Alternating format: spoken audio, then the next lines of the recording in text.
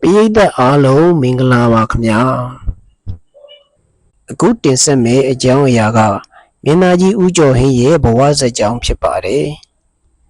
စာရေးဆရာကြီးဦးအောင်သိန်းကမီးမြန်းထားပြီးဦးကျော်ဟင်းကိုယ်တိုင်ဖြေကြားထားတာပါစာအုပ်ထဲမှာမေးသူနဲ့ဖြေသူနာမည်တွေကိုထည့်ရေးထားပေမဲ့အမေးလားဖြေလားသိတာနိုင်တယ်မို့လို့သူတို့နာမည်တွေကိုများသောအားဖြင့်ထည့်ဖတ်မထားပါဘူး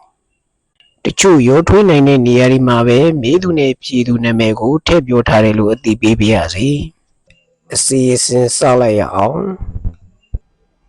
ကျော်ဟင်းကအစာပိုင်းတွင်တော့ဖြင့်ဘေကစာပြီးပြောရမှန်းမသိသလိုစံတဝါဝါဖြစ်နေသည်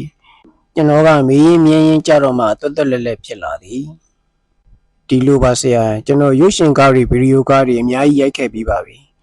ပတ်ဆက်လဲရတယ်ပေါ့ဆရာဒါပေမဲ့ဒါပြီးရောလားဆိုတာမျိုးကိုကျွန်တော်ကောင်းထဲမှာမကြခဏဝင်လာတယ်ဆရာနာမည်ကြီးတယ်ပတ်ဆက်ရတယ်တနည်းပြောရရင်အောင်မြင်တယ်ပေါ့ဆရာအောင်မြင်တော့ဘာဖြစ်သွားသလဲဒါပြီးရောလာ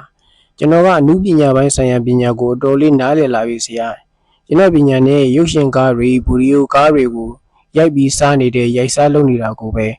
အောင်မြင်မှုလို့ခေါ်ပြီးကျင့်တတ်နေမလားကြီးကျယ်တယ်မထင်ရင်ပြောပါရစေဆရာကျွန်တော်တရားလေးမှတ်ပါတယ်ဝိပဿနာပေါ့လေဒီလိုလုပ်လိုက်တော့ဘဝခဏတာကိုမကြခဏအလေးနဲ့တွေးမိတယ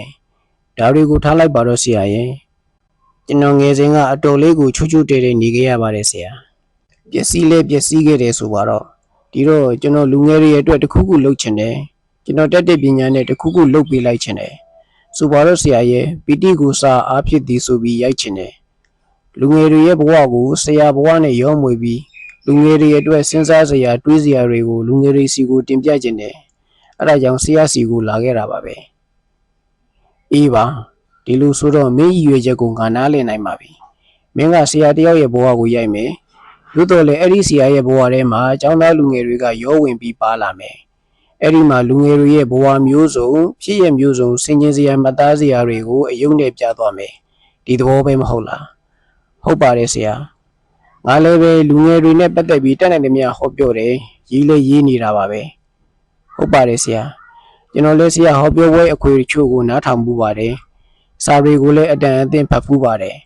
ဒါကြောင့်ကျွန်တော်သွားကျင်တဲ့လမ်းနဲ့ဆရာရှောက်နေတဲ့လမ်းတွေတော့ဖြင့်အတော်ကြီးကိုနီးစပ်နေပြီး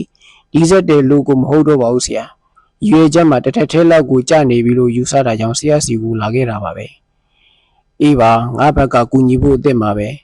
သို့တော်လည်းမင်းနဲ့ငါနဲ့အပေးယူတစ်ခုတော့လုပ်ရလိမ့်မယ်မောင်ကျော်ဟဲ့ပြောပါဆရာကျွန်တော်တက်နိုင်သမျှအဆင်သင့်ပါပဲဒီလိုကွာမင်းကငါကအင်တာဗျူးသဘောမျိုးတွေ့ဆုံခန်းတစ်ခုငါရေးခြင်းတယ်သူကရုတ်တရက်မဖြေပါကျွန်တော်ဆက်ပြီးပြောမိစကားကိုနားထောင်နေပါသည်ကျွန်တော်ရေးမိပါသည်သူတို့ရုပ်ရှင်သဘင်လောကမျိုးဆိုသည်မှာအင်တာဗျူးတို့တွေ့ဆုံခန်းတို့ဆိုသည်ကိုအဖန်တရားတင်းနေအောင်ကြုံရသောကိစ္စမျိုးဖြစ်သည်ထို့သောကိစ္စမျိုးကြောင့်ဝမ်းသာစရာကြုံရသလိုစိတ်ပြည့်စရာတွေလည်းများစွာကြုံရတတ်စမြဲဖြစ်သည်ထို့ကြောင့်သူ့ကိုအကဲခတ်ပြီးဆက်ပြောလိုက်ပါသည်ဒီလိုကွာမင်းတို့ရုပ်ရှင်လောကဗီဒီယိုလောကဆိုတာတွေကိုငါကတိတ်ပြီးစိတ်ဝင်စားလာတာမဟုတ်ဘူးမင်းတို့စိတ်ဝင်စားပါတယ်ဆိုရင်လည်းအဲ့ဒီလိုနာမည်ကြီးမင်းသားလူကျန်းတရုတ်ဆောင်ပေါ့ကွာအဲ့ဒီလိုတရုတ်ဆောင်ဖြစ်နေလို့စိတ်ဝင်စားတာမဟုတ်ဘူးကျော်ဟိဆိုတဲ့လူတယောက်အဖြစ်စိတ်ဝင်စားမိလို့ပဲမပြည့်စုံသေးဘူးကွာဘာပဲဖြစ်ဖြစ်မင်းကမင်းတို့နယ်ပယ်မှာအောင်မြင်နေတဲ့လူတယောက်ဆိုတာကိုအားလုံးသိနေကြတယ်အဲ့ဒါကြောင့်ပဲကွာကွာနေအောင်မပြည့်စုံတဲ့သေးဘူးအောင်မြင်တဲ့အကြောင်းကြီးတက်တက်လည်းမဟုတ်သေးဘူးကွာဒီလိုကွာမင်းကိုမေးရတော့မှာပဲစိတ်တော်မရှိနဲ့နော်ပုံမှန်လင်းလင်းကိုမေးရမှာမေးပါဆရာမင်းကငငယ်ကတော်တော်လေးကိုပျက်စီးခဲ့ဘူးတယ်စူပါစို့ကွာစိုးသွမ်းလူငယ်လမ်းတရဲ့ဘာပဲခေါ်ကွာအဲ့ဒီလိုလူငယ်အဖြစ်မျိုးရောက်ခဲ့ဘူးတယ်လို့သိရတယ်အဲ့ဒီလိုအဖြစ်ကနေပြီးဘယ်လိုလွတ်မြောက်လာခဲ့တယ်လဲဘယ်လိုရုန်းကန်ခဲ့တယ်လဲဆိုတာမျိုးကိုပို့ပြီးသိချင်တယ်ဒါဟာငါအတွက်မဟုတ်ပဲလူငယ်တွေအတွက်ပို့ပြီးရည်မှန်းနေဆိုတာတော့မင်းသဘောပေါက်ရောပေါ့နားလည်ပါပြီဆရာကျွန်တော်လက်ခံပါပြီတော့မင်းကြုံလာသမျှကိုအထူးသဖြင့်ပျက်စီးခဲ့တဲ့အပိုင်းတွေကိုလည်းမင်းဖြေရတော့မယ်နော်ဘယ်နဲ့လဲရုတ်တရက်သူမဖြေပါဒီအပိုင်းကိုတော့ဖြင့်သူလည်းစဉ်းစားရပေလိမ့်မည်ခဏရှိမှတခြားလူတွေရဲ့ဂုဏ်သိက္ခာကိုမထိခိုက်တာဆိုရင်ကျွန်တော်အားလုံးကိုဖြေပါမယ်ဆရာကျွန်တော်အားရပါရပြုံးလိုက်မိပါသည်မင်းအဖြေကိုငါကြည်နဲ့သွားပြီဟုတ်တော့ပေါ့ကွာဒါကတိတ်အရေးကြီးတာပေါ့ငါကလည်းအဲ့ဒါမျိုးကိုရေးပါမလားငါလက်ကိုအဲ့ဒါမျိုးတွေရေးပြီးညီးစောနံခံပါမလားသူကရေလိုက်ပါသည်ထိုရေမောခြင်းတွင်သူလို့ရမည်လုပ်ငန်းပေးလိုက်သည့်ကလေးအတွက် စိတ်ချလက်ချဘဝင်ကျသွားခြင်းပါနေသည်ဟုကျွန်တော်အကဲခတ်မိလိုက်ပါသည်ကောင်းပါပြီဆရာဘယ်တော့တွေ့ကျင်တယ်လဲဆရာမင်းကရောဘယ်နေ့မှအားတယ်လဲမင်းတို့ကလည်းရှူတင်ဆူတာတွေဘာတွေနဲ့အလွန်အလုံးများတာမဟုတ်လားကျွန်တော်18ရက်နေ့အထိအားနေပါတယ်ဆရာအဲ့ဒီဟိုဘက်ဆိုရင်တော့ပြင်အချိန်မရနိုင်တော့ဘူးနေဦးကမင်းဘယ်အချိန်တွေမှအားရတယ်လဲအခုအတော်အတွင်းတော့မှဖြင့်ဆရာကြိတ်တဲ့အချိန်လောက်ပါဒီလိုလောက်ကမနေ့ပိုင်းဆိုရင်ပိုးပြီးကောင်းမယ်ဒီနေ့တနင်္လာနေ့နော်ကဲကွာမနေ့ပြန်လုပ်လိုက်ရအောင်ဘယ်မှာတွေးကြမလဲဆရာသဘောပါပဲဆရာအိမ်မှာလှုပ်ချင်လဲလှုပ်ပါကျွန်တော်အိမ်မှာလှုပ်ချင်လဲရပါတယ်မင်းအိမ်မှာဆိုရင်ဧည့်သည်တွေဘာတွေရှုပ်နေမှာဆိုလို့ကွာမင်းတို့ကသူစနီးမက်တီတာမိမိကကျမတို့အိမ်မှာဧည့်သည်တိတ်ပြီးလာလေးမရှိပါဘူးဆရာလာရင်လေကျော်အင်းကမဟုတ်ဘူးလေဆရာလှုပ်ချင်တဲ့နေရာလှုပ်ပါစီဆရာစိတ်မှာဘာမှအနောက်ရှက်မရှိနိုင်နဲ့ဆရာစိတ်ကြိုက်ငါကဖြစ်ပါတယ်လူမရှုပ်ရင်ပြီးတာပဲဒါပေမဲ့မင်းတို့အိမ်ကိုငါမသိဘူးဘယ်မှာလဲလိမ့်စာလေးမနေ့ပြန်8နာရီမှကျွန်တော်လာခေါ်ပါမယ်ဆရာအေးကောင်းတယ်ဒီကောင်ကျော်တန်းတရဖူကစားတဲ့ကိုလည်းငါခေါ်လာခဲ့မယ်နော်ရတယ်မဟုတ်လားရပါတယ်ဆရာရပါတယ်သမီးတို့လည်းလိုက်ချင်တယ်အဲ့ဒါတွေကကျွန်တော်သမီးမမော်တင်းနဲ့ချွေးမပေါက်စာမူမူဒီအချိန်မှာမိမိနဲ့ကျွန်တော်သမီးကအဖွဲကျနေကြပြီဖြစ်သည်ဘာတွေပြောပြီးဘာတွေအဖွဲကျနေကြသည်ကိုတော့ကျွန်တော်မသိဒီတော့မိမိကလိုက်ခဲ့နော်တကယ်လိုက်ခဲ့ဆိုပဲနောက်တနေ့မနေ့ရောက်တော့ကျော်ဟင်းကလာခေါ်သည်သူနဲ့အတူသူ့တူရန်အောင်ဆိုတဲ့ငနေကလေးပါလာသည်ဒီအကောင်ကကျွန်တော်သားအငဲကောင်နဲ့တွဲဘက်တွေကျွန်တော်အိမ်မကြာခဏရောက်လာတယ်လို့သိနေသည်သူသာမဟုတ်တွေးဆိုသည့်ကောင်လေးကလည်းကျွန်တော်တို့စီပေါက်ပေါက်လာတဲ့သေးသည်ကျော်ဟင်းနဲ့သာအခုမှတွေ့ရခြင်းဖြစ်သည်ကျော်ဟင်းအိမ်ကနှင်းစီကုန်းဘိုးဘွားရိတ်တာနောက်ဘက်ကကုန်းမြင့်တစ်ခုပေါ်တွင်ရှိသည်သူ့အိမ်ရောက်သွားတော့ကျော်ဟင်းကကျွန်တော်ခြံတစ်ခုလုံးကိုလည်းလိုက်ကြည့်ပါအောင်ဆရာပြီးမှဆရာကြိုက်တဲ့နေရာရွေးဖို့ခြံကအတော်ကိုကြီးမားကျယ်ဝန်းပါသည်အဆောက်အအုံတွေကလည်းများလာသည်အိမ်တွေကလည်းများလာကြီးလားဟုအောင်းမေ့နေစဉ်မှာပင်ဒါတွေအားလုံးစက်တင်နေဖို့ဆရာဟိုမှာလည်းကြည့်လိုက်ပါဦးလန့်ကြည့်လိုက်တော့အချုပ်ခန်းတစ်ခုသူကရဲမောပြီးရာဇဝတ်မှုကျူးလွန်လိုက်ပြီဆိုရင်ဖမ်းကိုဖမ်းရမယ်ဖမ်းမိရင်လည်းအချုပ်ထဲထည့်ရမှာပေါ့ဒီတော့ပြပြအောင်အချုပ်ခန်းတစ်ခုကိုလည်းတေချာလှုပ်ထားလိုက်ရတာပေါ့ဆရာကျွန်တော်ကရဲလိုက်မိသည်ထို့နောက်ခြံဝင်းအတွင်လိုက်ပြီးကြည့်လိုက်တော့တက်ကင်မူထရန်ကတဲခက်ကောင်းကောင်းလေးတွေ့ရခက်ဆုပ်ဆုပ်လေးတွေ့ရအမျိုးဆုံးပါပဲနောက်ဆုံးတွင်တော့အလင်းရောင်ကောင်းကောင်းတည်သက်ကျဲဝန်းလာတဲ့စက်တင်တစ်ခုကိုပဲကျွန်တော်ကရွေးချယ်ပြီးအမေးအပြေလုပ်လိုက်ကြပါသည်ကဆက်နှလုံးချထားပြီးတေချာဖမ်းထားလိုက်ပါသည်ကျော်ဟင်းကလည်းကျွန်တော်မိသမျှကိုစစ်ရှိလက်ရှိဖြေပါသည်3နာရီခန့်ကြာသွားလို့လုပ်ငန်းပြီးသွားတော့ကျွန်တော်သမီးနဲ့ချွေးမကတံပြန်ရိမ့်တိုက်ထားသလိုအရသာရှိလိုက်တာတိတ်နာထောင်လို့ကောင်းတာပဲဒီပြေလူတွေတိတ်ပြီးကြားစေချင်တာပဲတဲ့ဒီတော့ကျော်ဟင်းကဒါမျိုးကိုတခါမှမလုပ်ဘူးတော့ကြောင်သူ့ကိုယ်သူစိတ်မချနိုင်သေးတကယ်သူတကယ်ပြောကြတာလားဟုတ်တယ်ဦးကျော်တကယ်ကိုပြောတာပါတကယ်ကိုကောင်းတာပါဒါတောင်ကျော်ဟင်းစိတ်မချနိုင်သေးဒါလဲသဘာဝကျပါသည်သူ့နဲ့သူ့ပဲရုပ်ရှင်တို့ဗီဒီယိုတို့ဆိုရင်တော့သူ့ကိုယ်သူစိတ်ချနိုင်ပြီပေါ့ဒါကသူ့အဖို့နေစိမ့်ပဲစိမ့်ဖြစ်နေသည်ဒီတော့သူ့တူရအောင်ပဲလှည့်ပြီးဟုတ်လားမင်းကောစိတ်ဝင်စားလားဟုတ်တယ်ဦးကျော်တာတခါမှမထင်ထားတာမျိုးတွေအခုကြားရတယ်တိတ်စိတ်ဝင်စားဖို့ကောင်းတာပဲကျော်ဟင်းအတန်အသင့်ရင်ပေါ့သွားပုံရသည်အပြည့်တော့ပေါ့သေးဟန်မတူကျွန်တော်ကဘယ်လိုရေးမလဲဆိုတာမျိုးကလည်းရှိသေးသည်ကိုဆရာရေးပြီးရင်ကျွန်တော်ကိုဖတ်ခွင့်ပြုံးမယ်မဟုတ်လားဆရာဟာမောင်ကျော်ဟင်းကငါပေါက်တက်ကရရေးတာမျိုးမှမဟုတ်ပဲမင်းကိုဘာလို့မပြနိုင်ရမှာလဲမင်းကိုပိတ်ဖက်အောင်မှာပေါ့နိုင်ပြန်တစ်ချက်ထိုးနေပြီကဲသွားတော့မယ်ကွာနေဦးလေးဆရာထမင်းစားပြီးမှပြန်ရမှာဟာနေပါစီတော့ကွာမစားတော့ဘူးမလုံးနဲ့ဆရာမိမိတကယ်စိတ်ဆိုးလိမ့်မယ်တကယ်ပြောနေတာဆရာတမန်လုံးသူကိုယ်တိုင်ဝင်ပြီးချက်ပြုတ်နေတာဤသို့နဲ့မင်းတွေးဆုံခြင်းမှာရင်းနှီးခြင်းတို့တကယ်ရောက်ခဲ့ကြပါသည်လူငယ်တွေအတွက်လုပ်နေတာပါဆိုလို့ကျွန်တော်ရဲ့အားလုံးကိုပြီးလိုက်ပါတယ်ယော့ကျော်ဟိန်းဖူးစာလန်းဆုံးကဲကိုကျော်ဟိန်းရေစောစောတုန်းကပြောခဲ့တဲ့အတိုင်းပဲငါကမင်းတို့ရုပ်ရှင်လောကဗီဒီယိုလောကဆိုတာမျိုးတွေကိုစိတ်ဝင်စားလာတာမဟုတ်ဘူးငငယ်တုန်းကတော့တမျိုးပေါ့ကွာလူငယ်သဘာဝအယူမှုစိတ်ဝင်စားခဲ့တာမျိုးလည်းရှိတော့ရှိခဲ့တာပေါ့ဒီတော့မင်းကငါကမေးလိုက်တဲ့မေးခွန်းတွေဟာမင်းတို့ခါတိုင်းကြုံနေကြမေးခွန်းမျိုးတွေနဲ့တော့တူနိုင်မယ်မထင်မိဘူးကျွန်တော်သဘောပေါက်ပါတယ်ဆရာဒီတော့တခုကြိုတင်ပြောပြလိုက်ချင်တာကမင်းတို့ဘဝကပိဋကအားလုံးရဲ့ချစ်ချင်းအထင်ကြီးချင်းခံနေရတဲ့ဘဝမျိုးပိဋကချစ်ခင်မှအထင်ကြီးမှအောင်မြင်မှုရတာမျိုး ဆိုလိုတာကကွာကိုဘဝကပြည့်တဲ့ရဲ့အပေါ်မှာအတော်ကြီးကိုတီးနေတယ်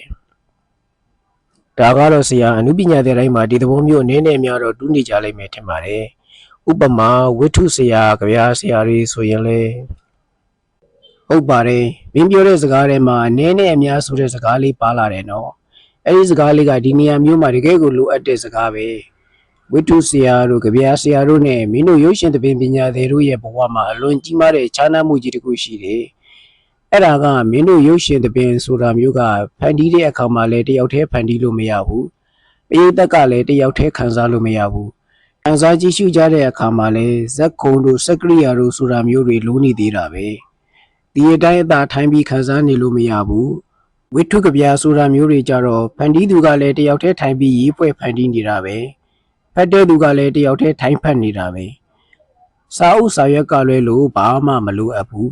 ဒီတော့ကြပြားဆရာတယောက်ကသူ့ကြပြားကိုလူ20လောက်ကကြိုက်လာပါကြီးရဲ့ဆိုရင်သူကဂျင်းနဲ့နေပြီငါဟာဖြင့်ထိုက်တဲ့လောက်အောင်မြင်နေပြီလို့နှစ်သိမ့်နိုင်တယ်မင်းတို့မှကြတော့အဲ့ဒါမျိုးမဟုတ်ပဲပြိတ္တရာတုံးတော်တော်များများကကြိုက်ပြီးဆိုတော့မှအောင်မြင်တယ်လို့ဆိုနိုင်ကြတာကိုအဲ့ဒီတော့ကျော်ဟင်းကဖြတ်ပြောတယ်ဥအောင်တင်ကဆက်ပြီးအေးပါလူရင်းကိုရောက်ပါတော့မယ်မင်းတို့မှကဖန်တီးတဲ့အခါမှာငွေကြီးအရင်းနှီးကလည်းအလွန်ကြီးကြတယ်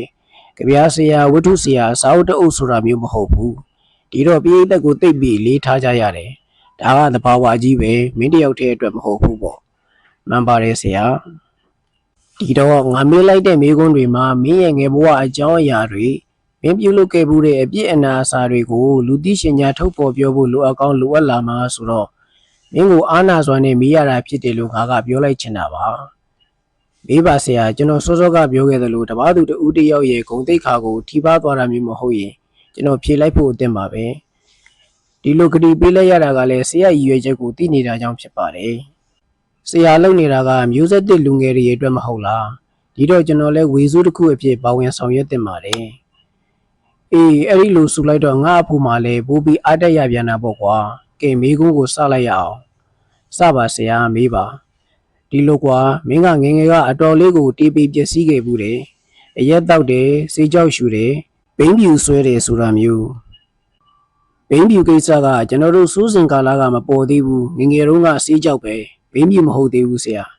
နောက်ပိုင်းအကြာကြီးရောက်မှအဲ့ဒီဘိန်းပြူအဆင့်ကိုရောက်သွားတာဒါဖြင့်ပထမပိုင်းမှာစိုးကြပေကြတေကြရိုက်ကြနှက်ကြလမ်းတရဲဆိုပါတော့အဲ့ဒီလိုပျက်စီးနည်းမျိုးပါအဲ့ဒီလိုပျက်စီးနည်းမျိုးကိုဘယ်နည်းပဲပုံရောက်သွားတယ်ဆိုတာမျိုးတွေပြန်ပြောနိုင်မလားပြောနိုင်ပါတယ်ဆရာအဲ့ဒါတွေကိုပြောပြီးဆိုရင်တော့ကျွန်တော်ဘဝလူမန်းတိရစ္ဆာကလေးဘဝကိုပါပြန်ပြီးပြောရတော့မှာပဲအဲ့ဒါမျိုးတွေကြောင့်ငါကအားနာပါတယ်လို့ပြောလိုက်ရတာပါမနာပါနဲ့ဆရာကျွန်တော်ပြောချင်နေပါတယ်အဲ့ဒါတွေကိုမပြောရင်လည်းမပြည့်စုံနိုင်ဘူးကြော်ဟိမ့်မဖြစ်ဘူးအဲ့ဒီဘဝတွေအားလုံးပေါင်းမှာကြော်ဟိမ့်ဖြစ်လာခဲ့တာပါကျွန်တော်တို့ကစမ်းချောင်းကျောင်းကုန်းလမ်းထဲမှာနေခဲ့ကြရပါတယ်ကျွန်တော်အဖေကခရိုင်ရဲဝန်ဗြိတိရှခက်ကပေါ့ကလားတွေကိုအုပ်ချုပ်ခဲ့ရတယ်မြန်မာတယောက်မှတော့မပါဘူးတဲ့အလို့ကိုကြီးကျယ်ခဲ့သည်ပေါ့ဆရာရဲ့ဒါပေမဲ့သူကြီးကျယ်ခဲ့တာတွေကိုကျွန်တော်တို့ကဓာတ်ပုံထဲမှာပဲတွေ့ခွင့်ရှိပါတော့တယ်ကျွန်တော်တို့လူမန်းသိတဲ့တော့သူကပင်စင်ယူပြီးနေပြီဓာတ်ပုံတွေမှာဆိုလိုက်ရင်တော့တကယ်ကြီးကျယ်ပါပြီလေဆရာနေပြောလိုက်ရအောင်မယ်တင်းနှစ်တို့ဘာလို့ပြိုင်ပွဲတွေမှာစုအဖြစ်ဒိုင်းရတယ်ဆိုတော့ဓာတ်ပုံရိုက်တာမှာကြော့ပါရဲ့ဒိုင်းပေါ်မှာဟော်ရီလို6ထောက်တင်ပြီးရိုက်ထားတာကျွန်တော်ကလည်းခက်ငယ်ငယ်ကိုအဲ့ဒီတော့ဖေအဲ့ဒီလို6ထောက်ကြီးကိုတင်ပြီးရိုက်တာလူကြီးတွေရှေ့မှာမရိုက်ဘူးလားဘာညာနဲ့မေးကြည့်လိုက်မိသေးတယ်ဆရာရဲ့။ဘာပြန်ဖြေတယ်တင်တယ်လေ။ငါကဒီလိုပဲနေတတ်တယ်တဲ့။အဲ့ဒီအဖြေတစ်ခုတည်းနဲ့သူ့အချိန်သူ့အခါမှာသူကဘလောက်ကြီးကျယ်ခဲ့တယ်။သူ့မန်ဘဝင်ဟာဘလောက်ထိရှိခဲ့တယ်ဆိုတာဆရာမှန်းလို့ရတော့ပါပြီ။ဒါပေမဲ့ခက်တာကသူ့ဘာသာသူရှင်ပြူတော့ကရွှေထီးဆောင်းခဲ့တာတွေကိုကျွန်တော်ကစိတ်မဝင်စားဘူး။အဲ့ဒါတွေကကျွန်တော်နဲ့ဘာမှမပတ်သက်ဘူး။ဒါတွေကဓာတ်ပုံထဲမှာသမိုင်းထဲမှာသူ့ဘာသာသူရှိနေတာကျွန်တော်လိုချင်တာကတနေ့ကုန်မွန်ပိုးတစ်ချက်လိုချင်တယ်ဟိုအရီဒီအရီလာမပြောနဲ့ဆိုတာမျိုးကျွန်တော်စိတ်မှာဖြစ်နေပြီသူကပင်စင်စာအမေကမိခိုးကျွန်တော်တို့မောင်နှမ6ယောက်သူ့ဝင်ငွေနဲ့ဘလို့မှပြည့်စုံအောင်လုပ်မပေးနိုင်တော့ဘူးဒါပေမဲ့သူကအိမ်မှာအိမ်ဦးနဲ့လေဆရာကြီးလေကျွန်တော်တို့အားလုံးသူ့ကိုတိတ်ကြောက်ကြရတယ် အဖေဆိုတဲ့ဂုံကြီးအရာရှိဟောင်းကြီးဆိုတဲ့ဂုံကြီးနဲ့အဖေကိုစကားတောင်ဟာမပြောဝန်းခဲ့ပါဘူးအဖေနဲ့ရင်းရင်းနှီးနှီးမနေခဲ့ရဘူးအသက်ချင်းကလည်း53နှစ်တောင်ကွာနေလေတော့အဖေရဲ့ရင်းရင်းနှီးနှီးပြောဆိုဆုံးမခြင်းမျိုးကိုမခံစားခဲ့ရဘူးအသက်ချင်းကကွာလာကြည်လားဟုတ်တယ်ကွာတယ်ကွာဆိုကျွန်တော်မိမိကဒုတိယအိမ်တောင်လေဒုတိယအိမ်တောင်ဆိုတော့အင်းလေကျွန်တော်ဝတ္ထုလေးတစ်ပုဒ်တောင်ရေးထားသေးတယ်ဒုတိယလူဒေါ်ချူချူအသက်69နှစ်ဆိုပြီးရေးထားတယ်ဘယ်ကူမှတော့မပိုးဖြစ်ပါဘူးဒုတိယလူလေးဆရာရဲ့ဒုတိယလူဆိုတော့တေးဒီအထိဒုတိယလူပေါ့ဘယ်တော့မှပထမလူမဖြစ်နိုင်တော့ဘူးလေကျွန်တော်က၄တန်းမှာစာမေးပွဲတစ်ခါကြအဲ့ဒီတုန်းက၄တန်းကအစိုးရစစ်လေးဆရာရဲ့ဘယ်ကျောင်းမှနေခဲ့တယ်လဲကြည်မြင်တိုင်း ABM မှာ ABM ကမိန်းကလေးကျောင်းဆိုတော့၄တန်းအောင်ပြီးရင်ကျောင်းပြောင်းရတယ်ကုရှင်ကျောင်းပြောင်းမယ်လို့တော့ကုရှင်ကစာမေးပွဲကြထားရင်လက်မခံဘူးဒါနဲ့ဟွန်လန်းမှာယူနစ်ကရင်ကျောင်းဆိုတာရှိတယ်အဲ့ဒီကိုပြောင်းသွားရတယ်နောက်မှကုရှင်ကျောင်းကိုရောက်တယ်ကျွန်တော်ကိုအိမ်ကမုံဘိုးတမတ်ပဲပေးနိုင်တယ်ကုရှင်ကျောင်းကိုကြည့်မြင်နိုင်ဘူတာမတ်တိုင်ကကားစီးသွားရင်10ပြားပေးရတယ်အသွားအပြန်ဘတ်စကားကပြား20နှုတ်လိုက်တော့9ပြားပဲကျန်တယ်အဲ့ဒီ9ပြားနဲ့ဘာမှစားလို့မရဘူးကျောင်းကမိုးစေးတန်းမှာ9ပြားနဲ့ဝဲစားနိုင်တာမရှိဘူးဒီတော့ကျောင်းမှာထမင်းကျော်ရောင်းတဲ့လူကြီးကိုအဖွဲကြအောင်ပေါင်းထားရတယ်သူကလည်းကျွန်တော်ကိုထမင်းကျော်တစ်နေ့တစ်ခွက်တော့ကျွေးရှာပါတယ်ပြန်စဉ်းစားလိုက်ရင်တကယ်ကိုကျေးဇူးတင်မိတယ်ကျောင်းကပြန်လာပြီဆိုရင်လေကိုနဲ့ခင်နဲ့မင်းနဲ့အဖွဲကြနေတဲ့ဘတ်စကားကိုစောင့်ပြီးစီးရတယ်ဘတ်စကားကမပေးရတော့ဘူးပေါ့ဆရာအဲ့ဒီလူနဲ့ပူတဲ့ပတ်ဆက်ကလေးတွေကိုစုစုထားရတယ်ပြီးတော့မှကိုလိုချင်တာကလေးတွေကိုရအောင်ဝယ်ရတာပေါ့လေကျွန်တော်ကပတ်ဆက်စုတာကိုငငယ်ကလေးကဝါသနာပါခဲ့တာဆရာရဲ့ကျွန်တော်အိမ်မှာခုနကပြောခဲ့သလိုဖြစ်နေချိန်မှာလမ်းထဲကလူတွေကိုကြည့်လိုက်တော့ပျော်ကြရွှင်ကြရေကြမောကြကားကြီးတွေကအိမ်ရှိကဖြတ်သွားလိုက်ကြဒါတွေကိုမြင်နေရတယ်အိမ်မှာတော့ဖြင့်အမေကဒုတိယလူကျွန်တော်တို့ကဒုတိယအိမ်တော်ကသားသမီးတွေဒုတိယလူရဲ့မျိုးဆက်သစ်ပေါ့ဒီအမေကိုကြည့်ပြီးဘာလုပ်ရမလဲဘလို့လုပ်ရမလဲဆိုတာမျိုးတွေကကျွန်တော်ရင်ထဲမှာလားခေါင်းထဲမှာလားရင်ကောင်းထဲမှာလားမပြောတတ်ပါဘူးဆရာရဲ့တိုင်းတိုင်းမြည်နေတော့တာပဲငါဒီအတိုင်းဒီလမ်းထဲမှာဒီလိုပဲနေသွားရတော့မလားဆိုတာမျိုးပေါ့အဲ့ဒီမှာကျွန်တော်အိမ်ကထွက်ပြေးတာပဲကျွန်တော်အိမ်က16ခါထွက်ပြေးဘူးတယ်ဆရာဘယ်ကိုထွက်ပြေးတာလဲရည်ရွယ်ချက်တက်မတ်ရှိသလားအဲ့ဒီမိကုန်းကိုကျွန်တော်လည်းကိုယ့်အကူမကြခဏပြန်ပေးပြီးစစ်ဆေးကြည့်ဘူးတယ်ဆရာဘယ်ရလို့မဟုတ်ဘယ်ကိုသွားရမယ်လို့တိတိကျကျမရှိလေတော့ရည်ရွယ်ချက်မရှိဘူးလို့ပြောရမလို့ပဲဒါပေမဲ့ဒီအတိုင်းကြီးအောက်ကျနောက်ကျမနေချင်တာရဲ့အိမ်မှာနေရတာကြီးကိုစိတ်မချမ်းသာတာရဲ့ဒီမခံနိုင်တော့လို့လုံးမလို့ရလွတ်လိုက်မိတာဆိုတော့ကိုယ့်ဘဝကိုမြင့်အောင်လုပ်မယ်ထွက်ပေါက်တလန်းကိုရှာမယ်ဆိုတာမျိုးဖြစ်နေပြန်တော့ရည်ရွယ်ချက်ရည်မှန်းချက်ကခရီးရေးကလေးပဲဖြစ်နေပါစေပါနေတယ်လို့ပဲဆရာရဲ့အေးပေါ့ဟုတ်နိုင်ပါတယ်ငယ်လွန်းသေးတော့ကြိုးကြိုးတင်းတင်းပြင်းပြင်းစင်စင်တော့လည်းမလုပ်နိုင်ဘူးပေါ့ဝိုးတော်ပဲဖြစ်နေမှာပေါ့ဆက်စမ်းမအောင်ထွက်ပြီးတော့ဘယ်ရောက်သွားတယ်လဲအဲ့ဒီလိုစိတ်လေးပြီးမချင်မရဲဖြစ်နေတော့မှကျွန်တော်အရွယ်ကောင်းလေးတယောက်နဲ့သွားပြီးတွေ့တယ်သူကလည်းကျွန်တော်လိုပဲပေါ့ကျွန်တော်လောက်တောင်မှလူနေမှုမမြင့်တဲ့လောကတွေကဆိုပါတော့လေသူနဲ့တွေ့လိုက်တော့ဟေ့ကောင်မင်းနဲ့ငါနဲ့အတူစစ်ထဲဝင်မလားဆိုတော့သူကဝင်မဲတဲ့ဒါနဲ့နှစ်ယောက်သားမိထီလာကိုသွားကြတယ်ကျွန်တော်ကလည်းတစ်တာလေးတစ်လုံးနဲ့ဟိုရောက်တော့အသက်မပြည့်လို့ဆိုပြီးလက်မခံဘူးကျွန်တော်တို့က15-16လောက်ပဲရှိသေးတာကို18နှစ်ပြည့်မှလက်ခံတယ်ဆိုထင်ပါရဲ့ဒါနဲ့ပဲပြန်လာခဲ့ရတယ်ဂွမ်းနေတင်တဲ့ကားကြီးနဲ့ကပ်ပြီးလိုက်လာခဲ့ရတာဂွမ်းတွေကလည်းကားကြီးနဲ့အပြည့်ပါပဲ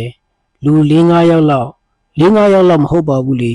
ကျွန်တော်တို့3ယောက်တောင်မှမနေ့ကိုက်ညက်ပြီးလိုက်လာခဲ့ရတာပါကားဆရာကြီးကလည်းတေးပြီးအော်ရာငေါက်တာပဲဟေးကောင်တွေဟိုဟာထမ်းလိုက်စမ်းဒီဟာထမ်းလိုက်စမ်းဆိုတာမျိုးတွေပေါ့ကျွန်တော်တို့မှပတ်ဆက်မပေးပဲစီးရတာဆိုတော့သူ့ကားကိုရက်လိုက်မှတုတ်တုတ်ပြပြဆင်းအပေါ်အပါလေးသွားပေါ့လေအဲ့ဒီလိုလိုက်ခဲ့ကြရတယ်ရန်ကုန်ပြန်ရောက်တော့ကျွန်တော်တို့နှစ်ယောက်သားကအိမ်ကိုမပြန်သေးပဲပြည်လန်းဘက်နှစ်တလင်းဘက်စီကိုပြေးကြပြန်ရောညီစရာလည်းမရှိဘူးစားစရာလည်းမရှိဘူးအဲ့ဒီမှာစိတ်ကြောင်းတဲ့ကောင်းတကောင်စီမှာကတ်နေရတယ်နှစ်တလင်းဘူတာမှာဂုံစင်းတောင်းတွေကိုအတင်းအချလို့ရတယ်ခရမ်းကျင်သီးတို့ဘာတို့ပေါ့တထောင်ကို35ပြားရတယ်အဲ့ဒီရတဲ့ပတ်ဆက်ကိုစိတ်ကြောင်းတဲ့ကောင်ကသိမ်းတာကျွန်တော်တို့ကရတာမဟုတ်ဘူးသူကကျွန်တော်တို့ကိုထမင်းကျွေးတယ်နေစရာပေးတယ်လေထမင်းကိုတစ်နေ့မှတစ်နက်ပဲကျွေးတာဆရာကြီး ညာအိတ်တော့အိမ်အောက်ကစိတ်တွေကြားထဲမှာအိတ်ရတယ်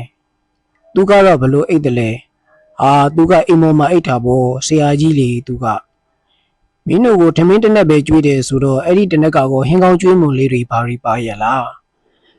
းဖြစ်တယ်လို့ပေါ့ဆရာရဲ့ကူနာကပြောခဲ့တဲ့ဂုံစိမ်းပစ္စည်းတွေကိုပဲချက်ပြီးကျွေးလိုက်တာပဲပေါ့ပြောလိုက်ရရင်တော့ဆရာရဲ့တရောင်းစားဘဝကိုရောက်သွားတော့တာပါပဲတကယ်ကိုတရောင်းစားဘဝကိုရောက်သွားခဲ့တာကျွန်တော်တို့ကအရွယ်ကလည်းခက်ငယ်ငယ်စားအားကလည်းအလွန်ကောင်းနေတဲ့အချိန်မဟုတ်လားဘယ်နေနိုင်ပါမလဲအဲ့ဒီမှာထမင်းတယ်တော်ကြီးတယောက်ရှိတယ်ကျွန်တော်ကသူ့စီသွားပြီးကဲအတော်ကြီးကျွန်တော်တို့ကရန်ကုန်ကနေစရာမရှိဘူးစားစရာမရှိဘူးထမင်းစားခြင်းနဲ့မကျွေးလဲစားမှာပဲကျွေးလဲစားမှာပဲကျွေးမလားလို့သွားပြောတာအတော်ကြီးကကျွေးရှာပါတယ်နာမည်တောင်မေ့နေပြီကြာလဲကြာလာပြီလေသူတို့တွေလည်းရှိကြသေးရဲ့လားမသိဘူးသူခမကျွေးရှာတယ်ကျွန်တော်ရုပ်ကပဲသနာစရာကောင်းနေလို့လားမသိပါဘူးဆရာရဲ့သနာစရာကောင်းလို့ရတော့မဟုတ်ဘူးမင်းကရိုးရိုးစင်စင်အတီအလင်းပြောလိုက်တာကြောင့်ရဲ့တွတ်တွတ်လက်လက်ချက်ချက်ချာချာရှိပုံပေါ်ရရဲ့ကြောင့်ဖြစ်မယ်ထင်တယ်ကွာကဲစက်ပါအောင်အဲ့ဒီစိတ်ကြောင်းသားစီမှာဘယ်လောက်ကြာနေခဲ့ရသေးလဲတိတ်တော့မကြားလိုက်ဘူးဆရာတပတ်လောက်ပဲကြားလိုက်မယ်ထင်ပါတယ်အဲ့ဒီလိုလေလွင့်နေတာကိုကြားတော့ကျွန်တော်အတော်တယောက်ကကျွန်တော်ကိုလိုက်ပြီးရှာတယ်တွေ့တော့အကြောင်းပြန်တက်ရမယ်ဆိုပြီးကမာရွတ်ထဲကဒေါ်တာထက်ကြောင်မှာထားပြန်တယ်အဲ့ဒီတော့9တန်းရောက်ပြီး9တန်းမှာလည်း3နှစ်တောင်ကြာခဲ့သေးတယ်အဲ့ဒီတော့ကကြည်မြင့်တိုင်တဲ့ကအခုဒေတာ3လားအဲ့ဒီတက်ကတူကဝါကျုံတရုတ်ကျောင်းပေါ့အဲ့ဒီမှာချွန်းချက်ပွဲတော်ဆိုလားဒီနှစ်တစ်ခါလုပ်လေးရှိတယ်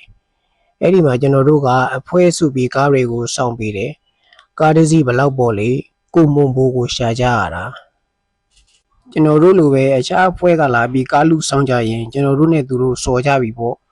့ကျွန်တော်တို့ကလေးကွမ်းနဲ့ပြစ်တယ်ပြစ်ထားကဖန်ကော်လီလုံးနဲ့ပြစ်ထားဖန်ကော်လီလေးတွေကညမှာဆိုရင်မီးရောင်နဲ့ပြောင်းလဲနေတာပဲဒါကြောင့်စိန်ကော်လီလို့ခေါ်တာအဲ့ဒီစိန်ကော်လီအဖွဲ့ကကျွန်တော်တို့ရန်ကုန်မှာကိုပဲအဖွဲ့ဝင်900ကျော်ရှိတယ်ဆရာအဲ့ဒီတုန်းကခက်ကတမျိုးလေဒီမှာကြည့်လေအဲ့ဒီခိုင်ရဲ့အမှတ်အသားပေါ့သူအင်ဂျီလက်ကိုပင့်ပြီးလက်မောင်းကစိမ့်မင်ကြောင်ရုပ်ကိုပြသည်အဲ့ဒီဒေါ်တာထက်ကျောင်းမှာပဲကိုရန်အောင်ခဲ့တယ်အဲ့ဒီတုန်းကအလုပ်ပညာသင်ကျောင်းတွေကလည်းအများကြီးရှိတယ်10တန်းရောက်တော့အခုနိုင်ငံသားရေးဝန်ကြီးဌာနနာမှာမနောဟရီလန်းလားမသိဘူးအဲ့ဒီလမ်းထဲမှာဖွင့်ထားတဲ့ဒေါ်နုနုခင်ရဲ့ကျောင်းကိုရောက်သွားပြန်တယ်အဲ့ဒီကြတော့ကျွန်တော်မှအပေါင်းအသင်းတွေတိုးလာပြန်တယ်အဲ့ဒီတုန်းကပျော်ပွဲရှင်ပွဲပါတီပွဲတွေကလည်းတိတ်ကိုခက်စားတယ်အနောက်နိုင်ငံလောကမှာBDF အဖွဲ့ခက်စားနေတဲ့အချိန်ပေါ့ဆရာကျွန်တော်ကမြန်မာသချင်းတွေကိုနားထောင်လေးမရှိဘူးမြန်မာရုပ်ရှင်တွေကိုလည်းကြည့်လေးမရှိဘူးအင်္ဂလိပ်သချင်းတွေကိုနားထောင်တယ်ဆိုလဲဆိုတယ်ကျွန်တော်တို့ကအဲ့ဒီပါတီတွေကိုသူတို့ဖိတ်မဖိတ်သွားတက်ထားပဲတချင်းလေးအစိုးခိုင်းမခိုင်းဝင်းဆိုပြထားပဲလန်တရဲအဖွဲ့ဆိုပါတော့ဆရာဒီတော့ရန်ဖြစ်ကြတာလည်းမကြခဏဆိုပါတော့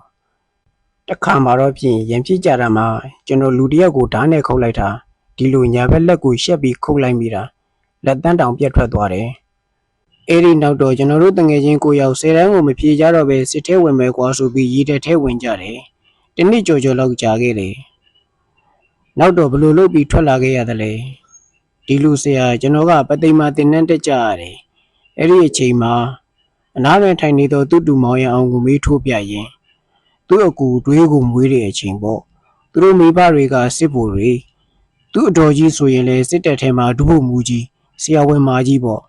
့ကျွန်တော်ကပထမဆုံးအပြင်ထွက်ခွင့်ရလိုက်တော့အဲ့ဒီဆရာဝန်စစ်ဖို့မာကြီးနဲ့တွေ့လိုက်တယ်ကျွန်တော်ကယူနီဖောင်းနဲ့ပေါ့ကျွန်တော်ကိုမြင်လိုက်တော့အဲ့ဒီတော်ကြီးကဟဲဖိုးကျော်ဆိုပြီးကြည်ရင်အားသိနေတယ်ကျွန်တော်ရေထဲဝင်လိုက်တာကိုသူတို့ဘယ်သူမှမသိလိုက်ကြဘူးမဟုတ်လားကျွန်တော်ကိုသူကြည့်လိုက်ပုံကအထင်သေးတာမျိုးလည်းမဟုတ်ဘူးစိတ်မကောင်းဖြစ်သွားပုံမျိုးပဲမမျော်လင့်တာဖြစ်နေလို့စိတ်မကောင်းပုံမျိုးဆိုပါတော့ဆရာရဲ့အဲ့ဒီမှာတင်တက်ကိုပြန်ရောက်တော့အေယာဝတီမြေကမ်းစံမှာထိုင်ပြီးစဉ်းစားမိတာအကြာကြီးပဲတကယ်ကိုအကြာကြီးပဲကျွန်တော်ဘဝမှာကိုယ့်ဘဝနဲ့ပတ်သက်ပြီးအလေးနဲ့စဉ်းစားတာအဲ့ဒါပထမဆုံးအချိန်ပဲလို့ပြောရမယ်ထင်ပါတယ်ငါဖြတ်ပြီးမေးလိုက်အောင်မယ်ကွာမင်းကမင်းရဲ့လောကမင်းရဲ့နေပင်မှာငွေကြေးအရာဖြစ်စေနာမည်အရာဖြစ်စေအောင်မြင်နေပေါ့ကွာဒီလိုအောင်မြင်လာတဲ့လူတွေကများသောအားဖြင့်ဘယ်လိုပျက်စီးတဲ့လောကကိုပဲရောက်နေငါတော့ပျက်စီးနေပြီအလုံးမဟုတ်တော့ဘူးလို့ဆိုတာကိုသိနေတယ်ကိုသတိပြန်ပြီးပေးနေတတ်တယ်လို့ထင်မိတယ်ငါဆိုလိုတာကမင်းကူနာကပြောလိုက်တယ်မဟုတ်လားဘဝနဲ့ပတ်သက်ပြီးလေးနဲ့စဉ်းစားမိတာပထမဆုံးအချိန်ပဲလို့ အလေးနဲ့စဉ်းစားတာကပထမဆုံးအကြိမ်ဖြစ်ပေမဲ့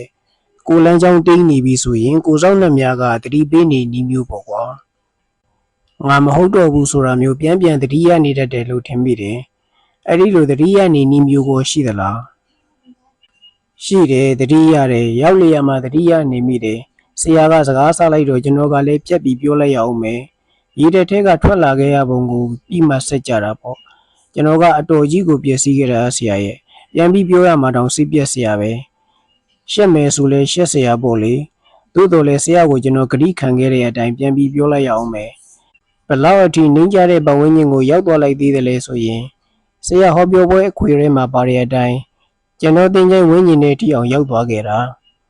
ဖဲသွားရိုက်တာလေအဲ့ဒီတော့ကကျွန်တော်ကလည်းကုလို့မှမဟုတ်ပဲဆရာဟောပြောပွဲခွေထဲမှာပါတဲ့အတိုင်းညစ်ပတ်စုပ်ပြက်နန်းစောနေတာမဟုတ်လားအဲ့ဒီတော့ဘယ်ရဲကမှလာမဖမ်းဘူးပေးကင်းရန်ကင်းစိတ်ချလက်ချကစားနိုင်တယ်ဆရာအခွေကိုနားထောင်လိုက်ရတော့ကျွန်တော်မှပြန်ပြီးသတိရလိုက်မိသေးတယ်ဖဲတိုင်းကန်တဲ့လူကကိုတင်ရွှေတဲ့ယောဂဖြစ်ထားလိုက်တာလက်ချောင်းတွေမရှိတော့ဘူးတိုးနေပြီအဲ့ဒါဖဲဝေတော့ဆရာကြီးဟောဒီလိုဝေတာကျော်ဟင်းကသူ့လက်နှစ်ဖက်ကလက်ချောင်းလေးများကိုကွေးထားပြီးလက်ဖွားချင်းရှက်ပွက်လေးရဲ့ဖဲဝေဟန်လုပ်ပြသည်အဲ့ဒါဘယ်တော့မှနှစ်ချက်မကြဘူးအဲ့ဒါလောက်ကိုကျွမ်းတာအဲ့ဒါလောက်ဆိုးရတဲ့လောကထဲမှာရောက်နေတော့ကလည်းငါဟာဒီအတိုင်းကြီးဖြစ်သွားရတော့မှလားဒီအဲ့ဒီလိုဖြစ်မနေရဘူးဆိုတာလေးကခေါင်းထဲမှာဖြိုးကနေဖြတ်ကနေပေါ်လာတတ်တဲ့ဆရာတစ်ဆက်တည်းပဲစကားနည်းနည်းရှိလိုက်ပြရစေအောင်ကျန်တော့တင်းချိုင်းဆိုတော့တင်းချိုင်းဆိုတဲ့အတိုင်းတနေ့အတုပတွေဦးကြဟစ်ကြဆိုတာတွေကလည်းနေတိုင်းကိုဆရာရဲ့လူတွေကဒီလိုပဲသေးသွားကြရတာပဲငါလည်းတနေ့မှသေးရမှာပဲဆိုတာကိုလည်းဖြိုးကနေဖြတ်ကနေတတိယလိုက်မိသေးတယ်လို့မကြာခဏဖြစ်ခဲ့ရတယ်တူပြောရရင်တည်ခြင်းနဲ့တောင်မှနည်းနည်းရင်းနှီးသွားလိုက်တယ်လို့အောင်းမေးမိတယ်ဥအောင်တင်ကဖြတ်ပြောတယ်မရဏနုတ္တိဆိုတာမျိုးလားကျော်ဟင်းကအဲ့ဒီအစင်မျိုးထီအောင်တော့လည်းမဟုတ်ဘူးပေါ့ဆရာကိုနောက်ဆုံးခရီးကိုလမ်းပြီးအတိအမှတ်ပြုလိုက်တာမျိုးမလွဲမသွေကြုံရမှာအဖြစ်လက်ခံထားလိုက်မိတာမျိုးကိုတတိကရောက်သွားလိုက်တာကိုပြောတာပါဦးနာကပြောခဲ့တယ်လို့ငါဒီအတိုင်းမနေရဘူးလို့ကိုတတိပေးနေမိတယ်လို့တစ်ဖက်ကလည်းဒီအတိုင်းတည်ရမယ်ဆိုတာကိုလည်းသွားပြီးတတိယမိနေတယ်လို့ပြောချင်တာပါအေးဟုတ်မှာပေါ့ကဲရီတက်ကထွက်ခဲ့ရတာကိုဆက်ပါအောင်ကျော်ဟင်းကဆက်ပြောတယ်အမှန်ကအဲ့ဒီအချိန်တုန်းကကျွန်တော်တို့လိုကောင်တွေစစ်ထဲရောက်သွားတာအပူကျိုးသွားတာကျွန်တော်တို့လိုဗျံပရာကောင်တွေအတွက်စစ်တပ်ထဲဝင်လိုက်တာအကြောင်းတစ်ကြောင်းကိုတက်ရတယ်လို့ပဲစစ်တပ်ထဲဝင်လို့ရတဲ့အမျက်ကစီကံပဲစစ်တပ်ကထွက်ပြီးရန်ကုန်ပြန်ရောက်လာပြန်ရောဆိုတော့ဟုတ်တယ်ရန်ကုန်ပြန်ရောက်အိမ်မှာပဲပေါ့အဲ့ဒီအချိန်မှာရုပ်ရှင်ကောင်စီကရုပ်ရှင်တရုပ်ဆောင်မင်းသားမင်းသမီးတွေခေါ်တယ်ကျွန်တော်လည်းရှောက်လိုက်တယ်တပ်ပုံရဲဆရာပတ်ဆက်ကရှိတာမဟုတ်ဘူးအဖေကပြင်စင်စားအမေကမိခိုးသားသမီးက6ယောက်ဘယ်မှာပေးနိုင်ပါမလဲတပ်ပုံရိုက်ဖို့ကိုတငယ်ချင်းတွေကစုပြီးပေးကြတာတပ်ပုံကရှေ့ကကြီးတဲ့ပုံဘေးကကြီးတဲ့ပုံတကူလုံးပုံဆိုတော့ကျွန်တော်ကဒီအတိုင်းပဲရိုက်ပေးလိုက်တာပေါ့ဘာအိုက်တင်ညာအိုက်တင်လုံးဝမပါဘူးအဲ့ဒါနဲ့ကျွန်တော်အရွေးခံရတဲ့လူတွေကိုခေါ်တယ်ရုပ်ရှင်ရိုက်ဖို့ခေါ်ရင်ငွေ3000စီခန်းစားခွင့်ရမယ်တဲ့ဘယ်သူမှလည်းမပေးကြပါဘူးဘယ်သူမှလည်းမငားဘူးကျွန်တော်ကိုမင်းသားတော့အရွေးခံရပါရဲ့မရရဘူးတငယ်ချင်းတွေကကျွန်တော်ကိုတမာမင်းသားတယ်ဟုတ်လားဘာဖြစ်လို့လဲတမာဆိုတာခါတယ်လीခါဆိုတာမရှိတာအဲ့ဒီတုန်းကပန်းစကားပေါ့ငားမဲ့လူမရှိတဲ့မင်းသားပေါ့အေးခုတော့လေနိုင်ငံကျော်ရုပ်ရှင်တရုပ်ဆောင်မင်းသားကြီးကိုကျော်ဟိန်းပေါ့တခါတုန်းကတော့တပြားမှမရတဲ့တမာမင်းသားဒါတဲ့မောင်ကျော်ဟိန်းကိုဖျက်ပြီးမေးရအောင်မယ်ဒီလိုကွာကြီးပွားတိုးတက်ချင်တဲ့လူတွေမှာငါဘယ်လိုလူမျိုးဖြစ်ရမယ်ဘယ်ဘက်မှာထူးချွန်ရမယ်ဆိုတာမျိုးပီပီတတ်တတ်ကြီးမဟုတ်တော့မှဝိုးဝါးပန်းနိုင်ဝိုးဝါးစိတ်ကူးရင်ပုံရိပ်လေးတွေတော့ရှိတတ်ကြတယ်အဲ့ဒီစိတ်ကူးရုပ်ပုံဟာတစ်မျိုးတည်းဟုတ်ချင်မှလည်းဟုတ်မယ်နှစ်မျိုးသုံးမျိုးလည်းဖြစ်ချင်ဖြစ်မယ်ပေါ့ကွာအဲ့ဒီလိုစိတ်ကူးပန်းတိုင်းစိတ်ကူးရုပ်ပုံမျိုးမင်းမှရှိခဲ့ဘူးသလားရှိခဲ့ဘူးတယ်လှုပ်ဆန်းပါအောင်ကျွန်တော်မိသားစုနဲ့ကျွန်တော်အဖေရဲ့အကြောင်းကိုပြန်ပြီးပြောရအောင်တော့မှာပဲဆရာရဲ့စောစောတုန်းကကျွန်တော်ပြောခဲ့သလိုကျွန်တော်ဖေဖေဟာအလွန်ကြီးကျယ်သောပုဂ္ဂိုလ်ကြီးတစ်ယောက်ပေါ့ဒါပေမဲ့ကျွန်တော်အဖို့မှာတော့သူကြီးကျယ်တာကဓာတ်ပုံထဲမှာပဲရှိတော့တယ်သူ့မှာညီဝမ်းခွဲတစ်ယောက်ရှိတယ်တကယ်လူကြီးတစ်ယောက်ပါသူ့မှာသားသမီး9ယောက်ရှိတယ်အားလုံးဆရာဝန်နေကြည့်ပဲ ကျွန်တော်အဖေကအဲ့ဒီသူ့ဆွေမျိုးမိသားစုနဲ့ရှင်းရှင်းပြီးကျွန်တော်တို့ကိုပြောလို့ရှိတယ်ရှက်တယ်ကွာငါရှက်တယ်မင်းတို့ကိုသူတို့စီခေါ်သွားရမှာရှက်တယ်ကွာအဲ့ဒါမျိုးတွေကိုကျွန်တော်အဖေကခဏခဏပြောတယ်ဒါပေမဲ့ဟိုမိသားစုရဲ့ကလေးတွေကဘလူเจ้าမှနေရတယ်ဘလူစားရနေရထိုင်ရတယ်ဘလူစာကြိုးစားခွင့်ရတယ်ဆိုတာမျိုးတော့ဘယ်တော့မှထင်မပြောဘူးနောက်ပြီးကျွန်တော်ကိုဆိုရင်ခွေးဖြစ်မဲ့ကောင်ဆိုတာကိုခဏခဏပြောတယ်အဲ့ဒီခွေးဖြစ်မဲ့ကောင်ဆိုတဲ့စကားလုံးတွေကကျွန်တော်ခေါင်းပေါ်မှာတိုင်းလာဆောင်ပြီးပြကြနေသလိုခံစားခဲ့ရတယ်ဆရာပင်ကိုအပြင်စိတ်သက်သိငယ်တက်တဲ့သူသားဖြစ်မယ်ဆိုရင်တခါတည်းဝစ်ကြသွားပြီးစိတ်သက်လူစံမမီဘဝများရောက်သွားမလားမသိဘူးအဲ့ဒါမျိုးတွေကိုကြားရလေခံပြင်းတာရောမန်တင်းတာရောဆိုပါတော့ဆရာရဲ့ကျွန်တော်စိတ်ကဘလို့ဖြစ်လာသလဲဆိုတော့တယောက်ကကျွန်တော်ကိုနှိမ်တလူထင်သေးတလူစကားမျိုးနဲ့စီးပိုးတာမျိုးမဆူထားနဲ့အဲ့ဒီမျက်နှာပေါက်မျိုးနဲ့ကြည်လာပြီးဆိုရင်ပဲချက်ချင်းထပ်ပြီးရိုက်နဲ့ထိုးကြည့်ပြီးမှခမည်းကျုပ်ကိုဘာလို့ဒီလိုကြည့်ရတာလဲလို့မေးချင်စိတ်မျိုးထိအောင်ရောက်သွားတော့တာပဲဒီတော့ဘလို့ဖြစ်လာတယ်လဲဆိုရင်ကိုကခေါင်းရှူးနေရမယ်အတိုင်းဝိုင်းတွေကိုဘယ်တော့မှမဝင်ဘူးကိုကဘိုလ်လုံးနိုင်တဲ့နေရာမျိုးကိုပဲရှာတယ်အဲဒီတော့ခက်ပေခက်တေလူငယ်တွေရဲ့လောကကိုရောက်သွားတဲ့အခါမှာလဲကိုကခေါင်းဆောင်လုပ်ချင်တာမဟုတ်လားဘိုလ်လုပ်ချင်တာမဟုတ်လားဒီတော့ကျန်တဲ့လူတွေတဲ့ကိုကမိုက်ပြရတယ်လှုပ်ပြရတယ်စွန့်ပြရတယ်ဥအောင်တင်ငံပေးတယ်အဲ့ဒီလူလမ်းသေးရဲဆိုတော့တီးပေးနေတဲ့ကာလမှာဘယ်လောက်ကြာခဲ့တယ်လဲအသက်ကပဲရွယ်လောက်လဲကျော်ဟင်းကဖြေတယ်အသက်က16နှစ်ကနေ18နှစ်လောက်ထိအောင်ဆိုတော့2နှစ်လောက်တော့ကြာခဲ့မှာပေါ့ဆရာအဲ့ဒီလောကတွေကနေပြီးဘလို့လွတ်မြောက်လာခဲ့တယ်လဲအဲ့ဒီအတိုင်းဝိုင်းကိုဘလို့စွန့်ခွာလာခဲ့တယ်လဲကျော်ဟင်းကဖြေတယ်ရုပ်ရှင်မင်းသားလုပ်မယ်ဒါကအကြောင်းပညာတွေဘွဲ့တွေဘာမှမလိုဘူးဒီတရုတ်ဆောင်ပညာကိုသာတက်ရင်ဖြစ်တယ်ရုပ်ရှင်ပညာကိုစီးပူးမယ်တရုတ်ဆောင်ပညာကိုစီးပူးမယ်ကြိုးစားမယ်ချမယ်ပေါ့ဒါပေမဲ့ခက်တာကရုပ်ရှင်အတိုင်းဝိုင်းရုပ်ရှင်လောကမှာကျွန်တော်တို့ရဲ့ဆွေတွေမျိုးတွေရှိကြပေမဲ့ဘယ်သူကမှကျွန်တော်ကိုရိုက်မပေးကြဘူးပထမအိမ်တောင်ကြတယ်အဲ့ဒီအိမ်တောင်နဲ့ပတ်သက်ပြီးရုပ်ရှင်လောကတွေကိုရောက်တယ်ကျွန်တော်အမေရဲ့ကျေးဇူးလဲပါတယ်ထုတ်လုပ်သူဗရမ ्या ရုပ်ရှင်ကဥပိုးဟန်ကိုကျွန်တော်နဲ့ရိုက်ဖို့ပြောပြီးတယ်ဈေးကလည်းပေါ်တော့အဖိုးကြီးကရိုက်မယ်ပေါ့အဲ့ဒါနဲ့ပဲကျွန်တော်နဲ့ရိုက်ဖြစ်သွားပါတယ်ရိုက်ကွင်းကမန္တလေးမှာကျွန်တော်ဇနီးကစာမေးပွဲဖြစ်နေလို့ရန်ကုန်မှာကြံရစ်ခဲ့တယ်ကျွန်တော်တယောက်တည်းမန္တလေးကိုလိုက်သွားရတာကြုံရပုံကိုပြောလိုက်ရအောင်မယ်ဘူတာရောက်ပြီးယထာအတွက်တော့လက်မှတ်ကိုတောင်ဝယ်မပေးလိုက်ဘူးဆရာကြီးဟာလွန်လာကြီးလားဘလို့လှုပ်လိုက်သွားလဲအဲ့ဒီမှာအမကြီးဒေါ်ဆန်ရှားတင်ရုပ်ရှင်လောကမှာကျွန်တော်ရဲ့ပထမဦးဆုံးကျေးဇူးရှင်ဒေါ်ဆန်ရှားတင်ကဟဲ့မောင်ကျော်လာတိုးနဲ့လိုက်ခဲ့ဆိုပြီးသူတို့ခန်းထဲထည့်ပြီးခေါ်သွားပေးပါတယ်ဒါနဲ့မန္တလေးရောက်တော့ဒါရိတာကပြောတယ် reject တစ်ခါဖြစ်တာနဲ့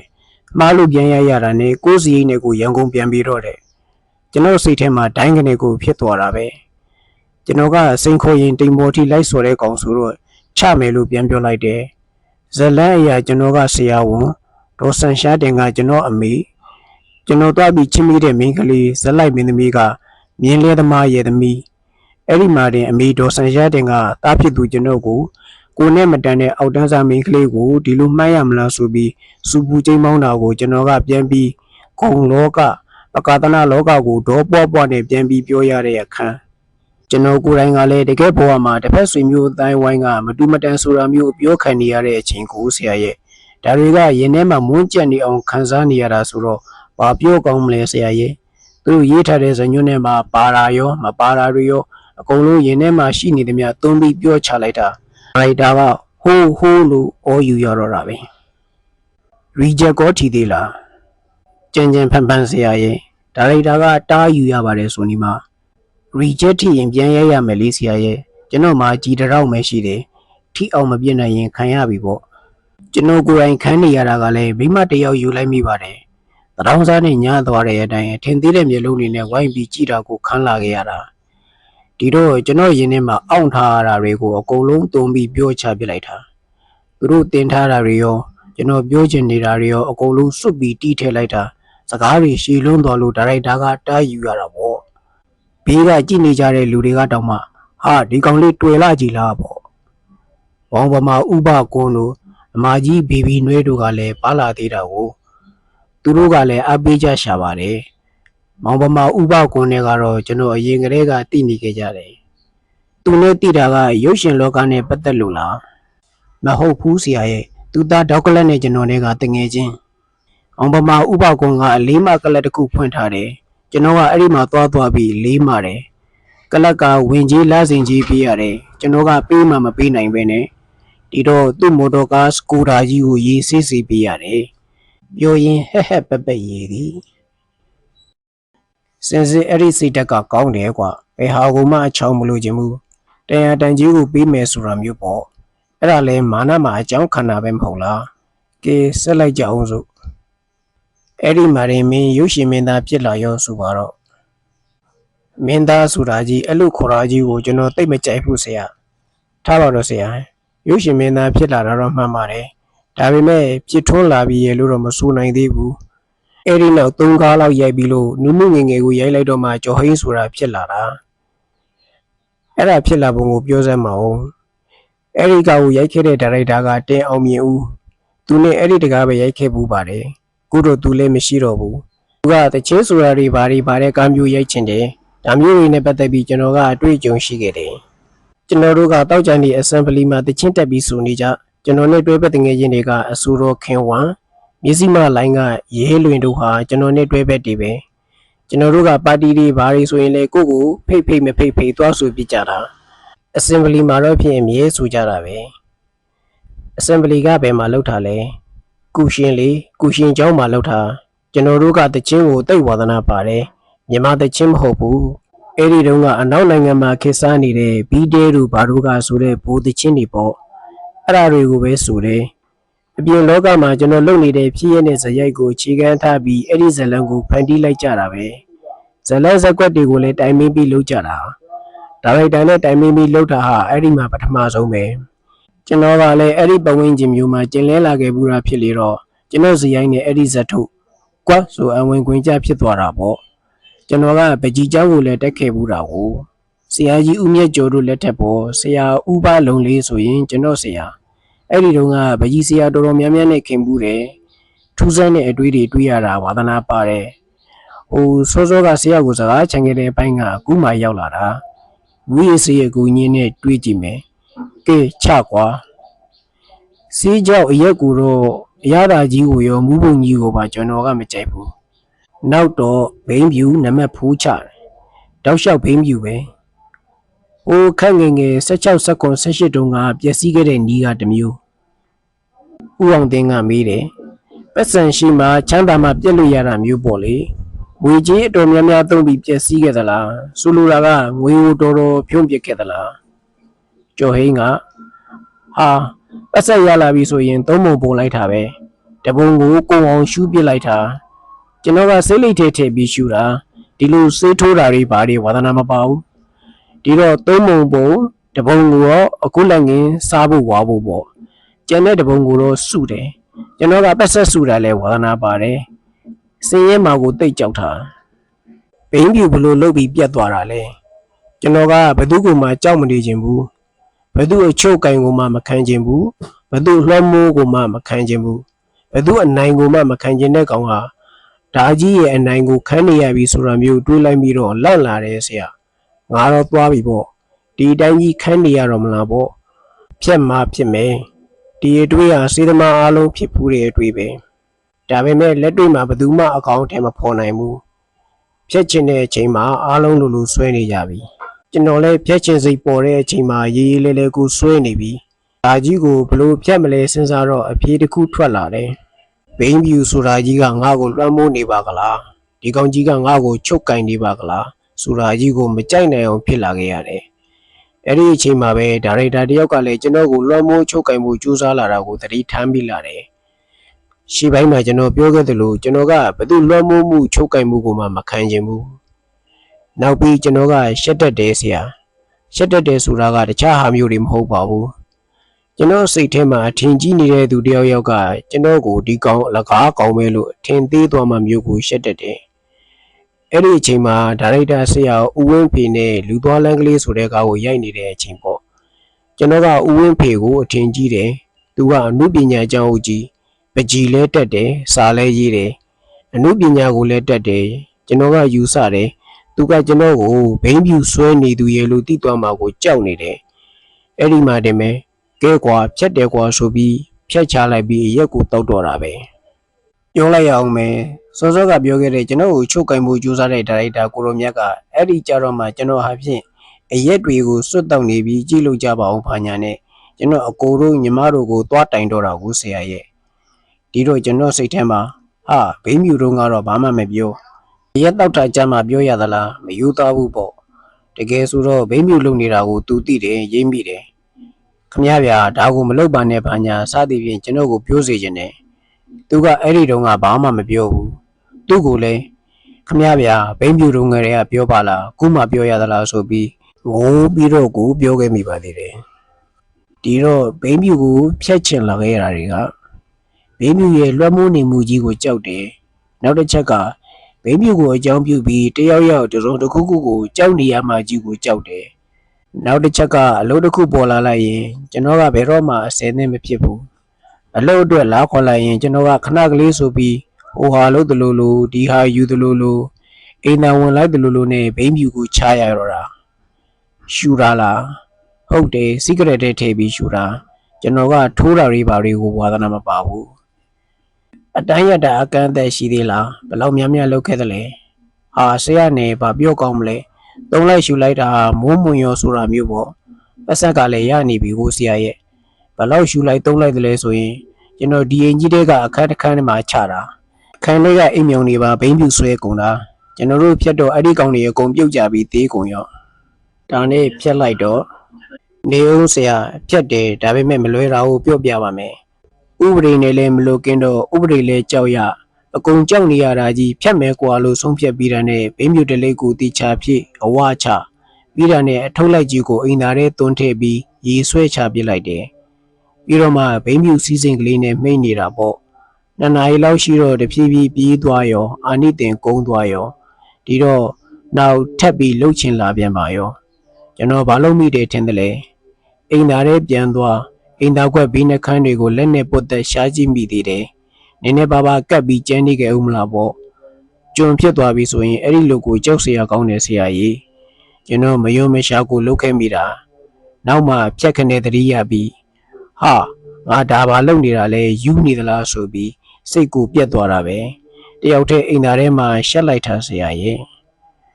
အဲ့ဒီမှာရင်ဇွတ်ကိုဖြတ်ချပစ်လိုက်တာပါပဲဖြတ်လိုက်တော့လဲပြက်သွားတာပါပဲကျွန်တော်စိတ်ကိုကျွန်တော်ယုံလာတယ်ငါတကယ်လှုပ်ချင်ရင်တကယ်ကိုဖြစ်တယ်ငါစိတ်ကိုငါနိုင်တယ်လို့ယုံကြည်လာတယ်နောက်ပိုင်းဘလောက်ကြာလောက်အထိရှူကျင်စိတ်ပြန်ပေါ်နေသေးတယ်လေတန်တဆွဲလန်းမိနေတာကိုပြောတာပါအဲ့ဒီလူတော့မဖြစ်ဘူးဆရာကျွန်တော်ကလူတစ်မျိုးဆရာရဲ့မလုပ်တော့ဘူးလို့ဖျက်လိုက်ရင်စိတ်ကောက်ကိုပြတ်သွားတာဒါပေမဲ့စိတ်ကိုသာနိုင်တာကိုဆရာရဲ့ဒီယုတ်ကြီးကသူ့သဘောသူစောင်းနေတာမဟုတ်လားကျွန်တော်ယုတ်ကြီးကဘိန်းမြူဆွဲသွားခဲ့ပြီလေသူကတော့တောင်းတနေပြန်သေးတာပဲသူ့ကိုကြတော့ကျွန်တော်ကမနိုင်တော့ဘူးဝါနဲ့တန်းပြီးရင်းထနေတာကအကြာကြီးပဲသူကလည်း10နှစ်ပဲဆရာကြီး10နှစ်ပဲ10နှစ်လောက်ကိုခံခဲ့ရတာပျောက်သွားတာဘာကြာသေးလို့လဲအခုရှိတာကဘင်းပြောသလိုစိတ်ကပြတ်သွားဖို့ကတိတ်တော့မလွယ်လာဘူးကွာအဲ့ဒါကြောင့်တချို့စေးုံတက်ပြီးဖြက်ပြတ်သွားပါလေရဲ့နောက်တစ်ခေါက်အဲ့ဒီဘက်ကိုပြန်ပြီးလဲသွားတာမျိုးတွေဖြစ်နေတာပေါ့ဟုတ်တယ်ဆရာတိတ်တော့မလွယ်လာဘူးဘင်းမြူမစွဲနိုင်ပါဘူးဆိုတဲ့လူတွေလာခဲ့စမ်းပါကျွန်တော်ကကိုပတ်စံအကုန်ခံပြီးတိုက်ပါမယ်မလုပ်ပါနဲ့မောင်ကျော်ဟင်းရင်အဲ့ဒါမျိုးကိုစိတ်မခေါ်ကောင်းပါဘူးရေလေးရဲ့ပြောလိုက်မိပါသည်အဲ့ဒီလိုဘိန်းပြူလေးပြတ်သွားရောငါစိတ်ကိုအနိုင်သားပဲလို့ယုံကြည်သွားတယ်မကောင်းတာတွေကိုဖျက်ပစ်မယ်ဆိုပြီး secret ကိုဖျက်အဲ့ဒီနောက်ကျွန်တော်လွန်ကြိုက်တဲ့ coffee ပါဖျက်အခုဆိုရင်ရာသက်ပန်သက်လို့ဆိုပြီးအသားငါစားတာကိုပါဖျက်ပစ်လိုက်တယ်ဆရာတကယ်ကိုလှုပ်တော့မယ်လို့ခိုင်ခိုင်မာမာဆုံးဖြတ်လိုက်ရင်တော့တကယ်ကိုဖြစ်ထားကြီးပါပဲဆရာဒီပေါ့ငါကလည်းမင်းစီကအဲ့အမျိုးတွေကိုသာလိုချင်တာပါဘယ်ရုပ်ရှင်ကမှဘလို့တရုပ်ဆောင်လို့ဘလို့အောင်မြင်ခဲ့တယ်ဆိုတာမျိုးတွေကိုမဟုတ်ပါဘူးကျွန်တော်ကလည်းဆရာနဲ့စကားပြောတာမှအဲ့အမျိုးတွေကိုမပြောချင်ပါဘူးကျွန်တော်ဘဝမှာပြက်ခဲ့တာ2မျိုးပေါ့ဆရာပထမငယ်ငယ်ကပြက်တာနောက်တစ်ခုကပတ်ဆက်ရှိလာမှပြက်တာပြက်ပုံကပူကြီးတာပေါ့ပြန်စဉ်းစားကြည့်လိုက်တော့ဒုတိယအပြက်ကြီးကလွန်မြောက်လာတာဟိုဒါရိုက်တာရဲ့ကျေးဇူးတော်မကင်းဘူးလို့ဆိုရမယ်ထင်တယ်နောက်တစ်ချက်လက်လက်ကြီးပြစ်ခတ်မှုနဲ့ကြုံလိုက်ရတာကိုပြောလိုက်ရအောင်မယ် အဲ့ဒီလူနဲ့ကြုံရတာကတစ်မျိုးသူကကျွန်တော်ကိုကားလေးကအတွက်ဆေးရန်ပြီးစာချုပ်ချုပ်ပြီးသားသူနဲ့ပဲတွဲပြီးအလုပ်လုပ်နေတာဒီနေ့တော့သူကကျွန်တော်နဲ့ဆက်ပြီးကားမရိုက်ချင်တော့ပါဘူးရဲ့လို့ပြုံးစားကြီးပြောချလိုက်ပါလေရောကျွန်တော်ကလည်းအားအသင့်ပြီးဟာခမရဘာဖြစ်တာလဲကျွန်တော်ကိုဘာမကြည့်နဲ့လို့လဲမေးတော့သူကခမရအိမ်ဝင်တကားကြီးကအမြဲပိတ်ထားတယ်ဗျာတဲ့ဟာအဲ့ဒါစမ်းသလားဒီရက်ကွက်ထဲမှာဘိန်ကဝင်တကားကရောဖွင့်ထားလို့လဲလူခေါ်ခေါင်းလုံးဆွဲလိုက်ရင်ဖွင့်ပေးနေတာပဲမဟုတ်လားဆရာရဲ့အေးလေဟုတ်သားပဲသူအကြောင်းပြချက်ကအဟုတ်မှမဟုတ်တာဒီဘောင်သူကဘာကြောင့်မင်းနဲ့ဆက်မရိုက်ချင်တာလို့ထင်တယ်လေဒီလိုလေသူကကျွန်တော်ကိုဒီကောင်ကြီးတော့အသက်ကြီးသွားပြီကြာသွားပြီပေါ့ဆရာရဲ့နောက်တဲ့လူတွေကလေးတွေနဲ့စကန်းသွားမှာကောင်းတော့မယ်ပေါ့အမှန်ကဒီလူကတိတ်ကစိနေတဲ့လူအဲ့ဒါဆရာတွေကိုအဆုံးခံတာသာကြည့်ပြီးတော့ကျွန်တော်ကလည်းအဲ့ဒီမှာရင်တိတ်ခံပြင်းသွားပြီးကို့လူခမည်းနဲ့နောက်10နှစ်ရှိရင်လာပြီးတွေ့မယ်လို့ပြောပစ်ခဲ့တယ်ပြောသမားယူယူမဟုတ်ဘူးဆရာကြီးဟောဒီလိုလက်ဆက်ချောင်းကိုထောင်းပြီး10နှစ်လို့ကိုပြောပစ်ခဲ့တာဆရာပြန်စဉ်းစားကြည့်ပေါ့အဲ့ဒီတော့ကကျွန်တော်ကအခုတည်း10နှစ်ငယ်သေးတယ်နော်အဲ့ဒီတော့ကတည်း10နှစ်ကြီးလာမယ်ဒီရွယ်ကိုလှမ်းပြီးစိန်ခေါ်ပစ်ခဲ့လိုက်တာအကျွေးစကားထဲမှာကျွန်တော်ကကြော်သူ့ကို10နှစ်လို့လက်ဆက်ချောင်းထောင်းပြီးပြောခဲ့တာကကျွန်တော်စိတ်ထဲမှာတော့ကြော်သူ့ကိုပြောနေတာမဟုတ်ဘူးဒါရိုက်တာသင်ပေးထားတာလည်းမဟုတ်ဘူးအဲ့ဒီလူအဲ့ဒီဒါရိုက်တာကိုလှမ်းပြီးအော်ပြောလိုက်တာတကယ်ခန်းစားချက်ကပါနေလေတော့တရုပ်ဆောင်တာတိတ်ကောင်းတာပဲလို့အောင်းမေးကြမှာပေါ့အမှန်ကတရုပ်ဆောင်တာကိုမဟုတ်ဘူးတကယ်ပြောပြလိုက်တာဦးအောင်သိန်းကမေးတယ်အကျွေးဗီဒီယိုကားကမကြသေးဘူးမဟုတ်လားဟိုလူနဲ့ဖြစ်ခဲ့တာကကျော်ဟင်းကဟုတ်တယ်လေဟိုလူနဲ့ဖြစ်တာကြားခဲ့ပြီဒါပေမဲ့အကြောင်းတိုက်ဆိုင်လာတော့ကျွန်တော်ခန်းစားချက်ကပြန်ပြီးပေါ်လာတာပေါ့ကျွန်တော်မှလည်းခန်းစားချက်တွေကတပြုံကြီးအဖေနဲ့ပတ်သက်တဲ့ခန်းစားချက်အမေနဲ့ပတ်သက်တဲ့ခန်းစားချက်အပေါင်းအသင်းအိမ်တော်ရေးပါညာဆိုတာတွေနဲ့ပတ်သက်တဲ့ခန်းစားချက်ဆရာနဲ့ပတ်သက်တဲ့ခန်းစားချက်မျိုးလေးရှိတာပဲကျွန်တော်ကသင်ချင်ညက်တော့ညံ့ရမလားဆိုပြီးဆရာကဟဲ့ကောင်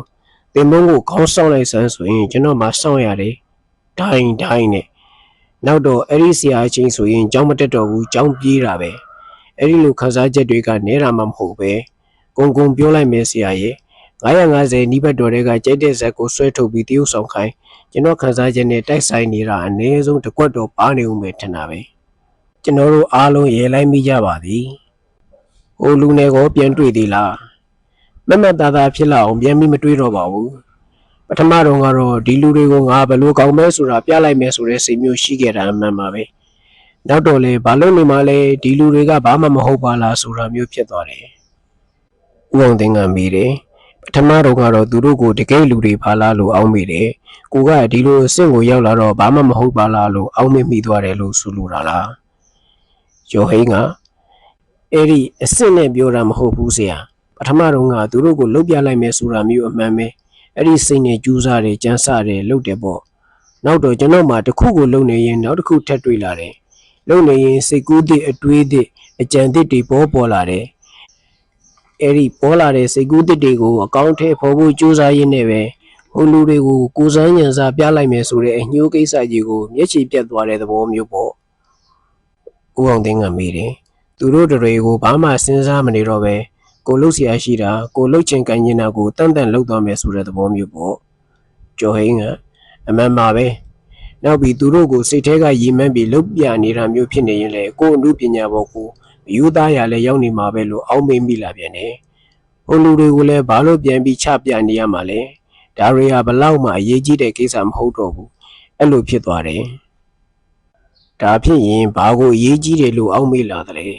။ဆရာကြီးကျွန်တော်ပြောပြလိုက်ရင်တချို့လူတွေကယုံကြည်မှတောင်းယုံမယ်။ကျွန်တော်ခန်းစားမိတဲ့ကြီးကျေပြောလိုက်ရရင်ဘဝတဒနာဆိုတော့စောကဆရာကိုကျွန်တော်ပြောခဲ့သလိုပြစ်စစ်လက်ခတ်ဒုတိယပိုင်းပြည့်စည်နေစဉ်မှာကိုပဲကျွန်တော်လေးလေးနက်နက်ခန်းစားမိခဲ့တာတွေရှိတယ်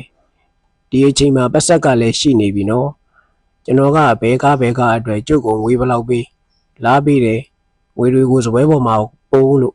ဘိန်းမြူကိုလည်းမှိတ်နေရင်ငွေပုံကြီးကိုကြည့်ပြီးအတွေးပေါက်လာခဲ့မိပုံကိုပြောလိုက်ရအောင်မယ်ဒါငွေတွေပဲဟုတ်တယ်ဒါပေမဲ့သူနဲ့ငါနဲ့တခြားစီပါလားသူကသူ့ဟာသူရှိနေတာပဲငါဟာတီးကြစီပဲအဲ့ဒါမျိုးတွေကိုမကြာခဏသွားပြီးတွေးမိတတ်တယ်ဆရာဒီရင်ကြီးကိုငါပိုင်တယ်ငါအိမ်ပဲဒါပေမဲ့ ငါကဒီနေရာလေးမှာပဲထိုင်းနေတာပါလားအင်ကြီးတစ်ခုလုံးငါထိုင်းနေတဲ့နေရာကလေးမှာသာငါထိုင်းနေရတာပါလားဥပမာဒီအခန်းထဲမှာရှိတဲ့ကလပ်ထိုင်းတွေကကျွန်တော်ပစ္စည်းတွေကြီးပဲဒါပေမဲ့ကျွန်တော်ဒီကလပ်ထိုင်းလေးမှာသာထိုင်းနေတာပဲမဟုတ်လားဟိုကလပ်ထိုင်းလဲငါကလပ်ထိုင်းဆိုပြီးကတော့ပါရဲ့ဒီလိုခြေတော်လှမ်းတင်ပြီးအကုန်လုံးထိုင်ပြီးအောင်လုပ်နေလို့ရတာမှမဟုတ်ပဲကျွန်တော်မှာကားတွေအများကြီးရှိတာပဲတခါစီးရင်တစ်စီးပဲစီးလို့ရမှာပေါ့အကုန်လုံးကိုတပြိုင်တည်းစီးနေလို့ရတာမှမဟုတ်ပဲ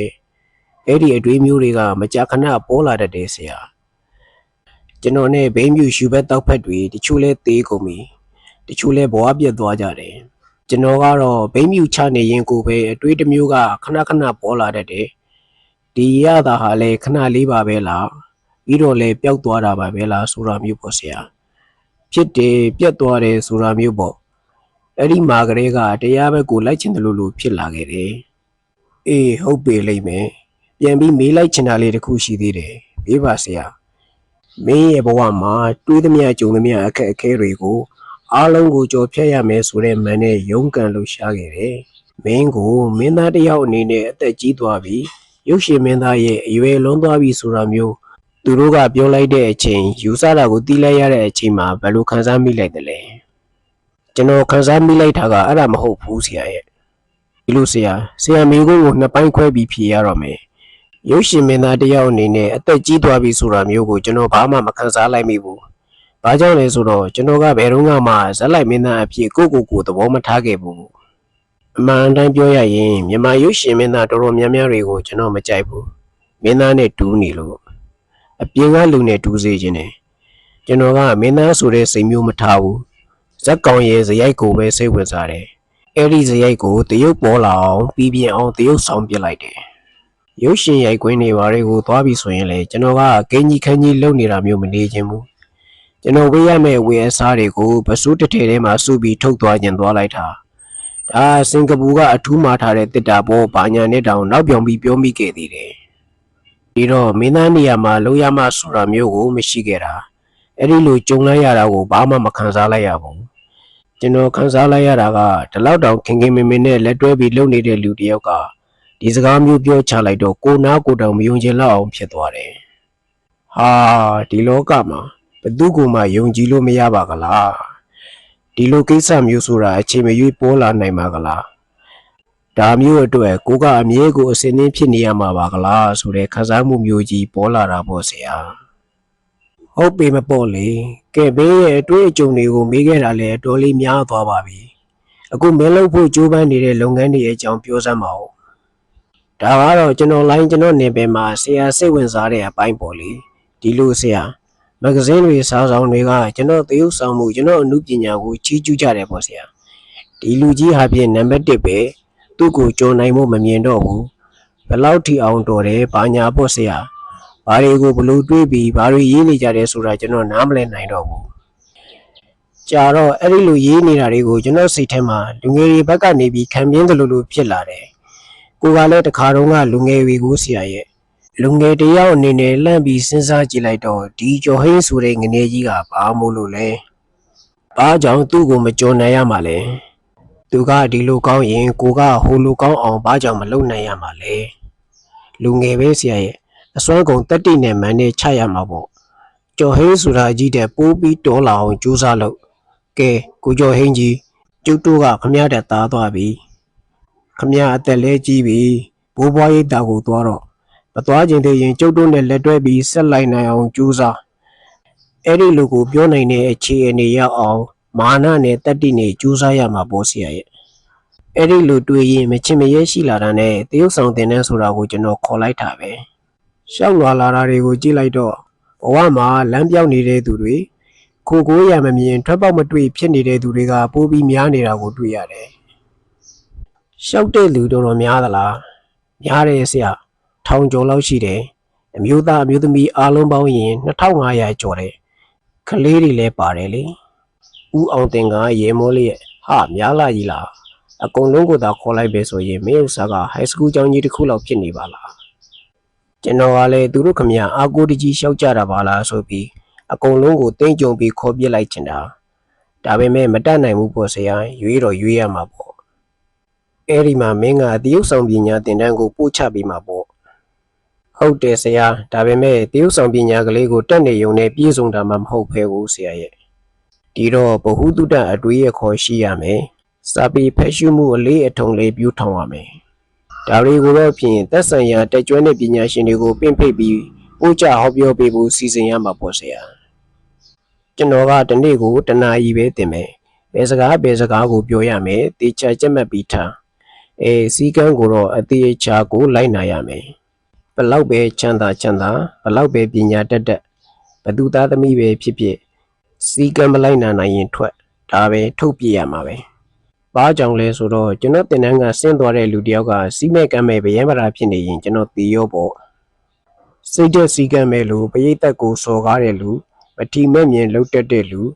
သူတစ်ပါးရဲ့အိမ်တောင်ကိုဖျက်ဆီးတတ်တဲ့လူမျိုးကိုမွေးမထုတ်မိအောင်တေချာထိမ့်သိမ်းရမှာပေါ့ဆရာစဉ်းစားကြည့်လေကျွန်တော်တို့ရုပ်ရှင်ရိုက်ကွင်းဆိုတာမျိုးကအလွန်လွတ်လပ်တာပေါက်ပြန်ခြင်းနေဆိုရင်အခွင့်အလမ်းကအလွယ်တကူရနိုင်တယ်လို့ကိုဖြစ်နေတာစီကံမရှိကြရင်ဖြစ်ကျင်တယ်လို့ဖြစ်ကုန်ကြမှာပေါ့ကျွန်တော်တို့ရုပ်ရှင်လောကကိုတချို့မိဘတွေအုတ်ထင်းသူသမီးရှင်တွေကတန်တရားမျက်လုံးနဲ့အမြဲကြည့်တတ်တယ်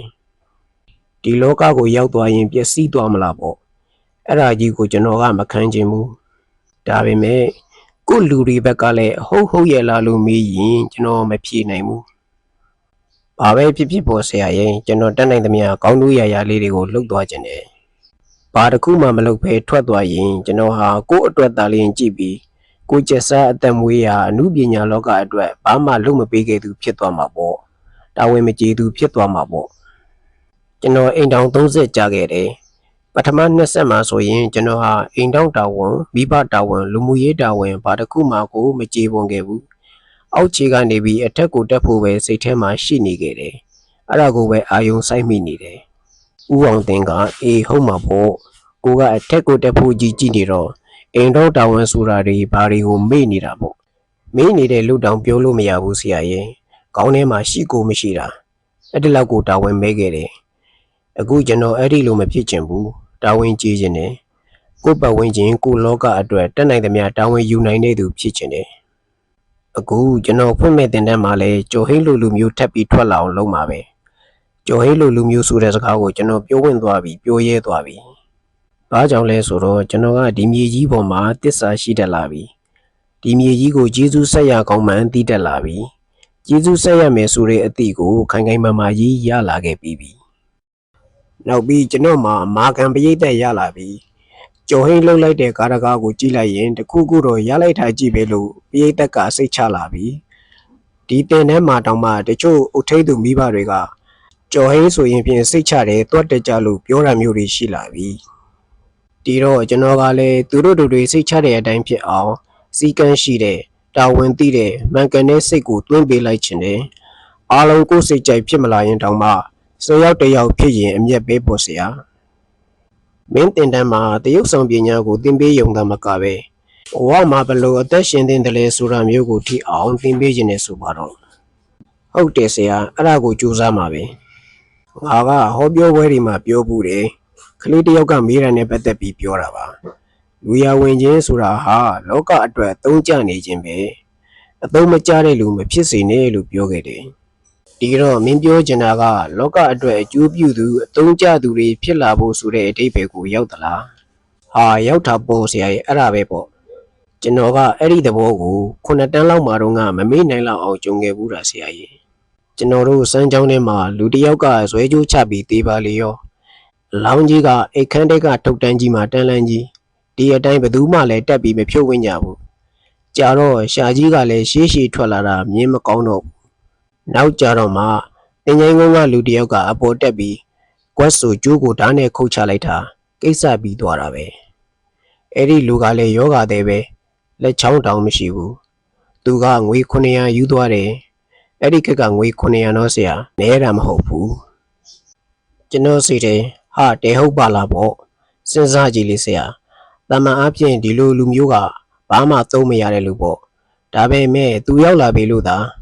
ရောက်မလာရင်ဟိုမြင်မကောင်းရှုမကောင်းအလောင်းကြီးကဘလောက်ကြားနေဦးမယ်မသိဘူးလူသားအလုံးကိုလေးစားပါတယ်ဆိုတာကျွန်တော်ကအဲ့ဒီလိုဟာမျိုးတွေကိုတကယ်ခံစားမိလို့ပြောတာဆရာရဲ့ စတန်လောက်တာမဟုတ်ဘူးဒါပါပဲဆရာရဲ့ဆရာလူချင်းတဲ့လူငယ်တွေအတွက်ဆရာလူချင်းတဲ့စကားချုပ်ကိုပြောလိုက်မယ်ဆိုရင်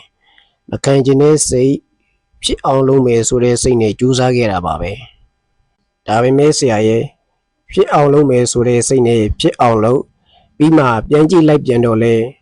အဲ့ဒီဖြစ်ခဲ့တာတွေကလည်းဘာမှမဟုတ်ပါလားဆိုတဲ့နောက်ထပ်စိတ်တစ်မျိုးထပ်တွေ့နေပြန်ပြီ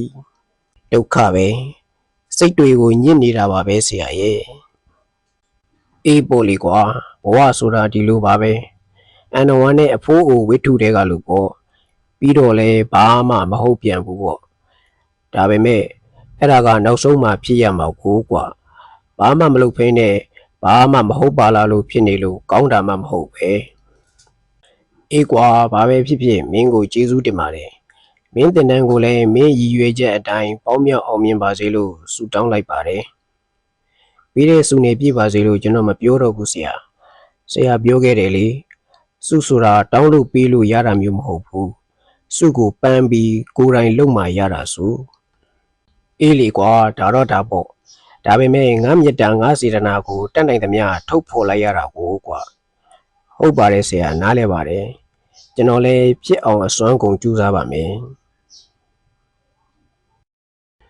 လူတိုင်းမတဲ့ကြတာပဲဒီတော့ကြော်ဟိန်းလေးမားခဲ့တာပဲပေါ့ဒါပေမဲ့သူအမားတွေကိုပြင်ခဲ့တယ်လူလိမ္မာတို့မြည်ဒီမှာသူတစ်ပါးရဲ့အမားကိုသင်ခန်းစာယူရတယ်မဟုတ်လားဒါကြောင့်အောင်သင်တွေးဆုံကန်းနောက်ဆက်တွဲဤသို့သောနောက်ဆက်တွဲမျိုးကိုရေးရလိမ့်မည်ဟုလုံးဝမထင်မှတ်ခဲ့ပါသို့တော့ရေးလိုက်ရပါပြီမကြာသေးမီကကျွန်တော်တဲကုန်းမြို့သို့စာပေဟောပြောပွဲအတွက်ရောက်သွားခဲ့ပါသည်ရန်ကုန်စာပေလောကသားများနှင့်နှီးစပ်နေသောလူငယ်တစ်ယောက်ကကျွန်တော်ကိုပြောပါသည်ဆရာကြီးရန်ကုန်စာပေလောကမှာတော့ဖြင့်ဆရာတို့အင်တာဗျူးကိုစောင့်ကြည့်နေကြတယ်စာပေလောကတွေကတရေကြီးနဲ့ရုပ်ရှင်လောကတရေကြီးနှစ်ကောင်တော့ဖြင့်တွေ့ကြပြီဘယ်သူကဘယ်သူကိုအသုံးချသွားမလဲဆိုတာစောင့်ကြည့်ရမှာပဲတဲ့ကျွန်တော်တကယ်ကိုအံ့အားသင့်သွားမိပါသည်ထို့ကြောင့်ကျွန်တော်ကငါဖြင့်အဲ့ဒီလိုတခါမှမစင်စားမိပါဘူးကွာသူတို့ကဘလို့များလုပ်ပြီးစဉ်းစားလိုက်မိကြလို့ဒီလိုတွေးလုံးမျိုးဝင်လာကြတယ်မသိပါဘူးသူတို့လောကမှာဒီလိုပဲပေါင်းကြတင်ကြလို့အကျင့်တန်စကားတန်ထွက်ဆိုတာမျိုးပြောကြတာနဲ့တူပါတယ်ကျော်ဟင်းကငါ့ကိုအသုံးချလိုက်တာကြောင့်နာမည်ပူးကြီးသွားမှလည်းမဟုတ်ဘူးသူ့နာမည်ကြီးကနာမည်နဲ့လိုက်အောင်ဟိတ်နေပြီးသားကြီးပါငွေရေးကြေးရေးအရာဆိုပြန်တော့လေသူ့မှာဘာတပြားမှရတာမဟုတ်ဘူးငါဘက်ကိုကြည့်လိုက်မယ်ဆိုရင်လေဒီလိုတွေးဆုံတာကြောင့်ဘာမှထူပြီးနာမည်ကြီးလာစရာမရှိပါဘူးငွေရေးကြေးရေးဆိုရင်လေဘာမှဖြစ်လောက်တာမဟုတ်ပါဘူးတကယ်ဆိုတော့ငါတို့နှစ်ယောက်ပေါင်းပြီးလူငယ်တွေအတွက်တက်နိုင်သမျှလေးကြိုးပမ်းလိုက်ကြတာပါပဲအသုံးချတယ်ဆိုတဲ့စကားမျိုးကိုသုံးကိုမသုံးသင့်ပါဘူးကဲမင်းတို့တဲကုန်းမျိုးကိုစာပေဟောပြောဖို့ငါတို့မြတ်တန်းတင်တို့နေဝင်းမြင့်တို့ကိုဖိတ်ကြတယ်မင်းတို့ကငါတို့ကိုအသုံးချတာလားငါတို့ကမင်းတို့ကိုအသုံးချတာလားရည်ရွယ်ချက်ကမင်းတို့ငါတို့ကိုကြိုးစီးပွားအတွက်လားအဲ့ဒီလိုပါပဲကျွန်တော်ကအထက်ပါအတိုင်းပြန်ဖြေခဲ့ပါသည်ကျွန်တော်တို့တွေ့ဆုံခန်းကိုစာဖတ်သူဖတ်ခဲ့ပြီးပါပြီတယောက်ကိုတယောက်လူလေကြအသုံးချခဲ့သည့်အရေးအယောင်တွေးရပါသလားအသုံးချခဲ့ပါသည်ဆိုနိုင်လျင်ကျွန်တော်တို့ကိုကြိုးစီးပွားအတွက်လုပ်ပါသည်ဟုဆိုနိုင်သည့်စကားမျိုးတွေပါသလားစာဖတ်သူများကဆုံးဖြတ်ကြရန်ဖြစ်ပါကြောင်းနောက်ဆက်တွဲတင်ပြလိုက်ရပါသည်ခမညာအောင်သင်ကျော်ဟိန်းဤအထုပ်ပတ္တိအကျဉ်းကျော်ဟိန်းကို1948ခုနှစ်ဇူလိုင်လ14ရက်တနင်္လာနေ့တွင်မွေးဖွားသည်ကကရရာသီဘွားဖြစ်သည်ရန်ကုန်မြို့စမ်းချောင်းမြို့နယ်ကျောင်းကုန်းလက်၌အငိမ့်စားခရိုင်ရဲဝန်အဖဦးကျော်မောင်စိန်နှင့်အမိဒေါ်ချိုချိုတို့မှမွေးဖွားခဲ့သည်ငယ်နေမြီကျော်ကြီးအမည်ရင်းမှာကျော်ထေးဖြစ်သည်သားသမီး6ယောက်တွင်စတုထမြောက်ဖြစ်သည်1952ခုနှစ်ရန်ကုန်မြို့ကြည်မြင့်တိုင်း ABM ကျောင်းတွင်ပထမတန်းမှစတုထတန်းအထိကျောင်းစာသင်ကြားခဲ့သည် စတုထတန်စာမေးပွဲတွင်အောင်မှတ်မပြည့်၍ຫນွေရာသီကျောင်းပိတ်ရက်2လတွင်စာကျက်ပြီးစာမေးပွဲပြန်ဖြေခဲ့ရသည်1956ခုနှစ်တွင်အလုံမြို့နယ်ဟုံးလန်းဘူတာယုံအနားရှိယူနစ်ကရင်ကျောင်းတွင်ပြင်စမာတန်းတက်ရောက်သင်ကြားခဲ့သည်1958ခုနှစ်တွင်အလုံမြို့နယ်ကူရှင်ကျောင်း၌စတ္ထမတန်းတထမတန်း2ကြိမ်အဋ္ဌမတန်းတက်ရောက်ခဲ့ပြီးနဝမတန်းတွင်2ကြိမ်ကြာရှုံးပြီးကျောင်းထွက်ခဲ့ရသည်1964ခုနှစ်ရန်ကုန်မြို့နယ်အသီးသီးရှိအလွတ်ပညာသင်ကျောင်းညာကျောင်းအပါအဝင်23ကျောင်းပြောင်းရွှေ့သင်ကြားခဲ့သည်နောက်ပိုင်းတွင်ကျောင်းမနေပြတော့ပဲအိမ်မှ16ကြိမ်ဆင်းခဲ့ပြီးအိမ်ပြေးဘဝဖြင့်လမ်းပေါ်တွင်လေလွှင့်ခဲ့သည်1965ခုနှစ်တွင်ကမာရွတ်မြို့နယ်ဒေါ်တာထက်ကျောင်းမှနဝမတန်း3ကြိမ်မြောက်သင်ကြားအောင်မြင်ခဲ့သည်1966ခုနှစ်တွင်တကုံမြို့နယ်ဒေါ်နုနုခင်အလွတ်ပညာသင်ကျောင်းတွင်တသမတန်းသင်ကြားခဲ့တော်လဲ3လမြတ်တက်ပြီးရေတက်သို့ဝင်ရောက်ခဲ့သည်ကိုပိုင်နံပါတ်မှာ12235ဖြစ်သည်1968ခုနှစ်တွင်ရေတက်မှထွက်ခဲ့သည်ထို့နောက်တသမတန်းပြန်ဖြည့်၍ခစရင်ဖြင့်အောင်မြင်ခဲ့သည်ငယ်စဉ်ကစိန်ကော်လီဂိုင်းဝင်တဦးဖြစ်သည်ထို့နောက်ရုပ်ရှင်လောကအတွင်းဝင်ရောက်ခဲ့သည်1980ပြည့်နှစ်မှစ၍ဖူးစာလန်းဆောင်ဇာတ်ကားဖြင့်ရုပ်ရှင်လောကထဲသို့ဝင်ရောက်ခဲ့သည်ရုပ်ရှင်သရုပ်ဆောင်အဖြစ်အကာကအချစ်အနှစ်ကမြစ်တာ1989မွန်းတဲ့ချိန်တွင်နေဝင်သည်1982ပန်းမြိုင်လဲကဥယျာဉ်မှု1989နေကမွေးတဲ့လ2003တို့ဖြင့်အမျိုးသားဇာတ်ဆောင်ဆု4ဆုရရှိခဲ့ပြီးဝေလဲမွေးကြွေလဲမွေး1994ဇာတ်ကားဖြင့်ဇက်ပုဆု1ဆုရရှိခဲ့ရာစုစုပေါင်းအကယ်ဒမီဆု5ဆုရရှိခဲ့သည်မွန်းတဲ့ချိန်တွင်နေဝင်သည့်ဇာတ်ကားကိုကိုယ်တိုင်ဒါရိုက်တာအဖြစ်ရိုက်ကူးခဲ့သည်ရုပ်ရှင်လောကထဲဝင်ပြီး4နှစ်ပြည့်သည့်နှစ်1984ခုနှစ်တွင်ပထမဆုံးဒါရိုက်တာလုပ်၍တရုတ်ဆောင်ရိုက်ကူးခဲ့သောဇာတ်ကားမှာစိန်သို့မဟုတ်စိန်ဖြစ်သည်ထိုဇာတ်ကား၏ကြော်ညာဒီဇိုင်းပိုစတာများအားလုံးကိုသူကိုယ်တိုင်နေမင်းထိတ်ခေါင်အမည်ဖြင့်ရေးဆွဲခဲ့သည်1985ခုနှစ်တွင်ရုံတင်သည့်ကြီးအောင်ဆောင်သောတောင်းမှာလူကြိုက်အများဆုံးပရိသတ်တခဲနှင့်အားပေးသည့်ရုပ်ရှင်ကားတကားဖြစ်ခဲ့သည်ဝတ္ထုတို့ဝတ္ထုရှည်အချို့ရေးသားခဲ့ပြီးတေးစီရီအချို့ကိုလည်းတီးဆိုထုတ်လုပ်ခဲ့သည်1968ခုနှစ်မှ2008ခုနှစ်အထိစုစုပေါင်း42နှစ်အတွင်းရိုက်ကူးခဲ့သောရုပ်ရှင်ကားပေါင်း222ကားဗီဒီယိုကားပေါင်း362ကားတီးဆိုခဲ့သောသချင်းခွေပေါင်း14ခွေနှင့်ရေးသားထုတ်ဝေခဲ့သောစာအုပ်ပေါင်း6အုပ်ဖြစ်သည်နောက်ဆုံးရိုက်ကူးခဲ့သောရုပ်ရှင်ကားမှာဂျိုဒန်ဖြစ်သည်2008ခုနှစ်နိုဝင်ဘာ4ရက်နေ့မှစ၍ဦးကျော်ဟိန်းသည်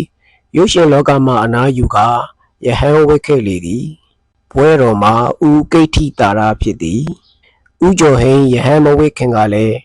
ကျော်ဟိန်း၏နောက်ဆုံးနှုတ်ဆက်ခရီးစဉ်ဟုအမည်ပေးကမြန်မာနိုင်ငံအနှံ့သို့သွားရောက်ခဲ့သည်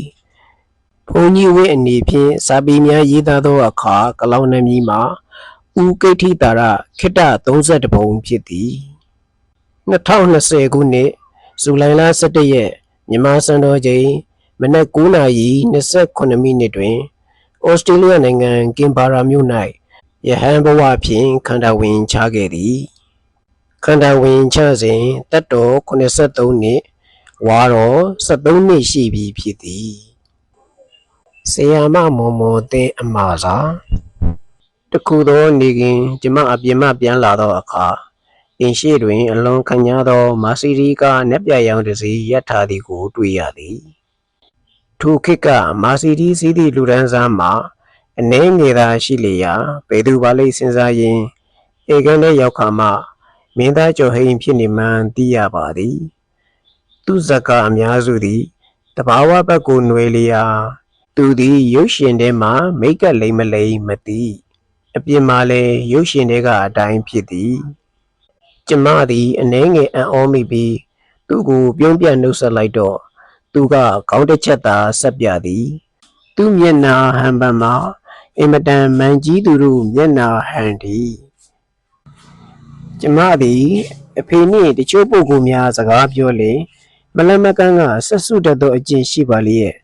ထိုနေ့ကတော့သူတို့နာရောင်လို့တောင်မသွားခဲ့ပါသူတို့မျက်နှာချင်းဆိုင်အင်တာဗျူးကြတာဘယ်နှခါမှမသိပါကျမလည်းကျောင်းဆရာမအလုပ်နဲ့ကျောင်းပဲတက်နေရတော့အိမ်မှာမရှိတာလဲပါသည်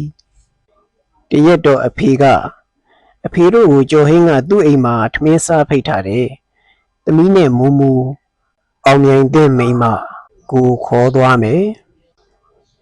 သူကကျမတို့ကိုကြူဖို့ကားလွတ်လိုက်ပါသည်သူ့အိမ်သည်နှင်းစီကုန်းဘိုးဘွားရိပ်သာဘေးကလမ်းအတိုင်း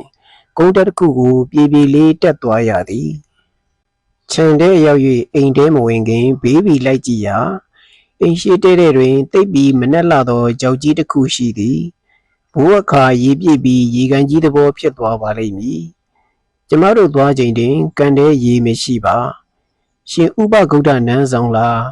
ငကယုံဖျားလားမမှတ်မိတော့ကန်အလေတဲ့တဲ့မှာရှိသည်သူ့အိမ်ရှိဘဲဘက်တွင်အုတ်နိုင်ရနှင့်ကလေးရဲ့လေကားတစ်တွေလှုပ်ထားပြီးအပေါ်အမြင့်မှာဝိပြုဆောင်ကဲ့သို့အဆောင်တစ်ခုရှိသည်နောက်မှသိရသည်မှာညာတိုင်းသူပရိတက်စိတ်ရာအဆောင်ဟုသိရသည်သူကပတ်ပတ်လေလိုက်ပြရာသူ့အိမ်နောက်ဖေးမှာစေရတဲ့ဇဝင်ကန်အတွက်စောက်ထားသောတဲတန်းလျားလေးတွေကိုပါပြသည်ထို့နောက်အိမ်ထဲရောက်၍အဖေနှင့်သူထိုင်စကားပြောနေစဉ်အတွင်ကျမတို့ကိုရှောက်ကြည့်ရင်ရှောက်ကြည့်ကြပါဟုပြောသည်ဖြင့်ကြည်ရာခေါင်းရင်းအခန်းကျယ်တစ်ခုတွင်လူတစ်ရက်လောက်ရှိသောနတ်ရုပ်ကြီးများကိုဆိုင်ရာအဆောင်အယောင်များအုံငပြောပွဲများနှင့်လှူဒန်းထားကြောင်းတွေ့ရသည်သူ့အိမ်ထဲတွင်ကျမစိတ်အဝင်စားဆုံးနေရာမှာရုပ်ရှင်တပြားများထားသည့်နေရာဖြစ်သည်ရောဘတ်ဒီနီရိုမိုက်ကယ်ဒေါက်ကလတ်အယ်ပါချီနိုစသည့်တရုတ်ဆောင်တော်တော်များများ၏ဇာတ်ကားများတွေ့ရသည်သူကြည့်သောဇာတ်ကားအလုံးလိုကျမတို့ကြည်ပြီးသားကြိုက်ပြီးသားဇာတ်ကားများဖြစ်သည်ခဏနေတော့ထမင်းပွဲပြင်ပြီးကြောင်းသူဇနီးမက်တီရာခေါ်မမီမီကလာပြောသည်ဖြင့်ထမင်းစားခန်းကိုတွားရပါသည်ထမင်းစားခန်းနှင့်အဝင်နေ့တစ်ဝက်ကြောင်းသွားရန်ထွက်လာသောသူသားသမီးလေးတွေနှင့်ဆုံရာကလေးတွေသည်နာမည်ကြီးမင်းသားသားသမီးရေလို့မှထူးထူးခြားခြားပါမှမရှိလက်ပတ်နာရီလေးတစ်လုံးစီသာပတ်ထားပြီးအင်မတန်ရှင်းလင်းလာသောအပြင်အစင်းနှင့်ဖြစ်သည်ထမင်းပွဲကိုသူဇနီးမက်တီရာနှင့်သူညီမဟုယူဆရသူနှစ်ယောက်သာပြင်သည်အိမ်အကူမထားသူတို့ဘာသာသူတို့ချက်ကြသည်တဲ့အားလုံးစနစ်တကျရှိလိုက်သည်မှာအံ့ဩစရာကောင်းလောက်အောင်ပင်အမှန်တိုင်းပြောရလျင်ကျမသည်ကျော်ဟိန်းခရီစီမဟုတ်ပါသူမမဟုတ်ဘယ်သူကမှဘယ်မင်းသားဘယ်ပုဂ္ဂိုလ်ကမှခရီစီမဖြစ်ပါလေးစားကောင်းလေးစားမည်ကြိုက်ကောင်းကြိုက်လိမ့်မည်ဘယ်သူကမှအယူအမူမဖြစ်တတ်ပါယခုအချိန်ထိပါပဲဥညွတ်တဲ့သူကိုဥညွတ်ပါသည်သို့တော်သူအနာကတ်ခွင့်ရအောင်ကြိုးစားလိမ့်မည်မဟုတ်ပါကိုချစ်သောကိုတငယ်ချင်းများထံသာကတ်နေနိုင်အောင်ကြိုးစားလိမ့်ရှိပါသည်ကျော်ဟိန်းကိုလည်းဒီအတိုင်းပါပဲစိန်ကိုလီကိုင်းကောင်းဆောင်ဘိန်းပြူသမားဘဝဆုံးသူမန်မာနအင်မတန်ကြီးသူဒီဘဝဒီအခြေရောက်အောင်ကြကုတ်ကြခဲကြိုးစားသူအဖြစ်နဲ့တော့လေးစားမိပါသည်သူနှင့်ရင်းနှီးဖို့တော့မကြိုးစားမိပါမာနာကြီးဟိတ်ဟန်ကြီးတာကိုသဘောမကျတာလည်းဖြစ်နိုင်ပါသည်သို့တော့သူမဆုံးခင်သင်္ကန်းဝတ်နှင့်နောက်ဆုံးတရားပြသည့်အချိန်တွင်တော့သူသည်မင်းသားကျော်ဟိန်းမဟုတ်တော့ပါတရားကိုသူစွမ်းသလောက်ကျင့်ပြီးသူနိုင်သလောက်သိကခန္ဓာဝင်ကိုအေးချမ်းပေါ်ပါစွာရွတ်ဆောင်သွားနိုင်သောဆရာတော်ဦးကိဋ္ဌိတာရဖြစ်ခဲ့လေပြီဘဝတစ်လျှောက်လုံးသူ့ဘာသာအကောင်းဆုံးဖြစ်အောင်စိတ်ကြိုက်ပုံဖော်ခဲ့သောမင်းသားကြီးသည်တန်တရားအတွက်ပုံဖော်ရာတွင်လည်းသူ့ဘာသာစိတ်ကြိုက်ပုံဖော်နိုင်ခဲ့သည်ကိုသူ့အကြည့်သူ့အပြောများကတတ်သိခံနိုင်ခဲ့ပါသည် မော်မော်တင်း20ရက်9လ2024အဆုံးထိနားထောင်ပေးတဲ့အတွက်ကျေးဇူးတင်ပါတယ်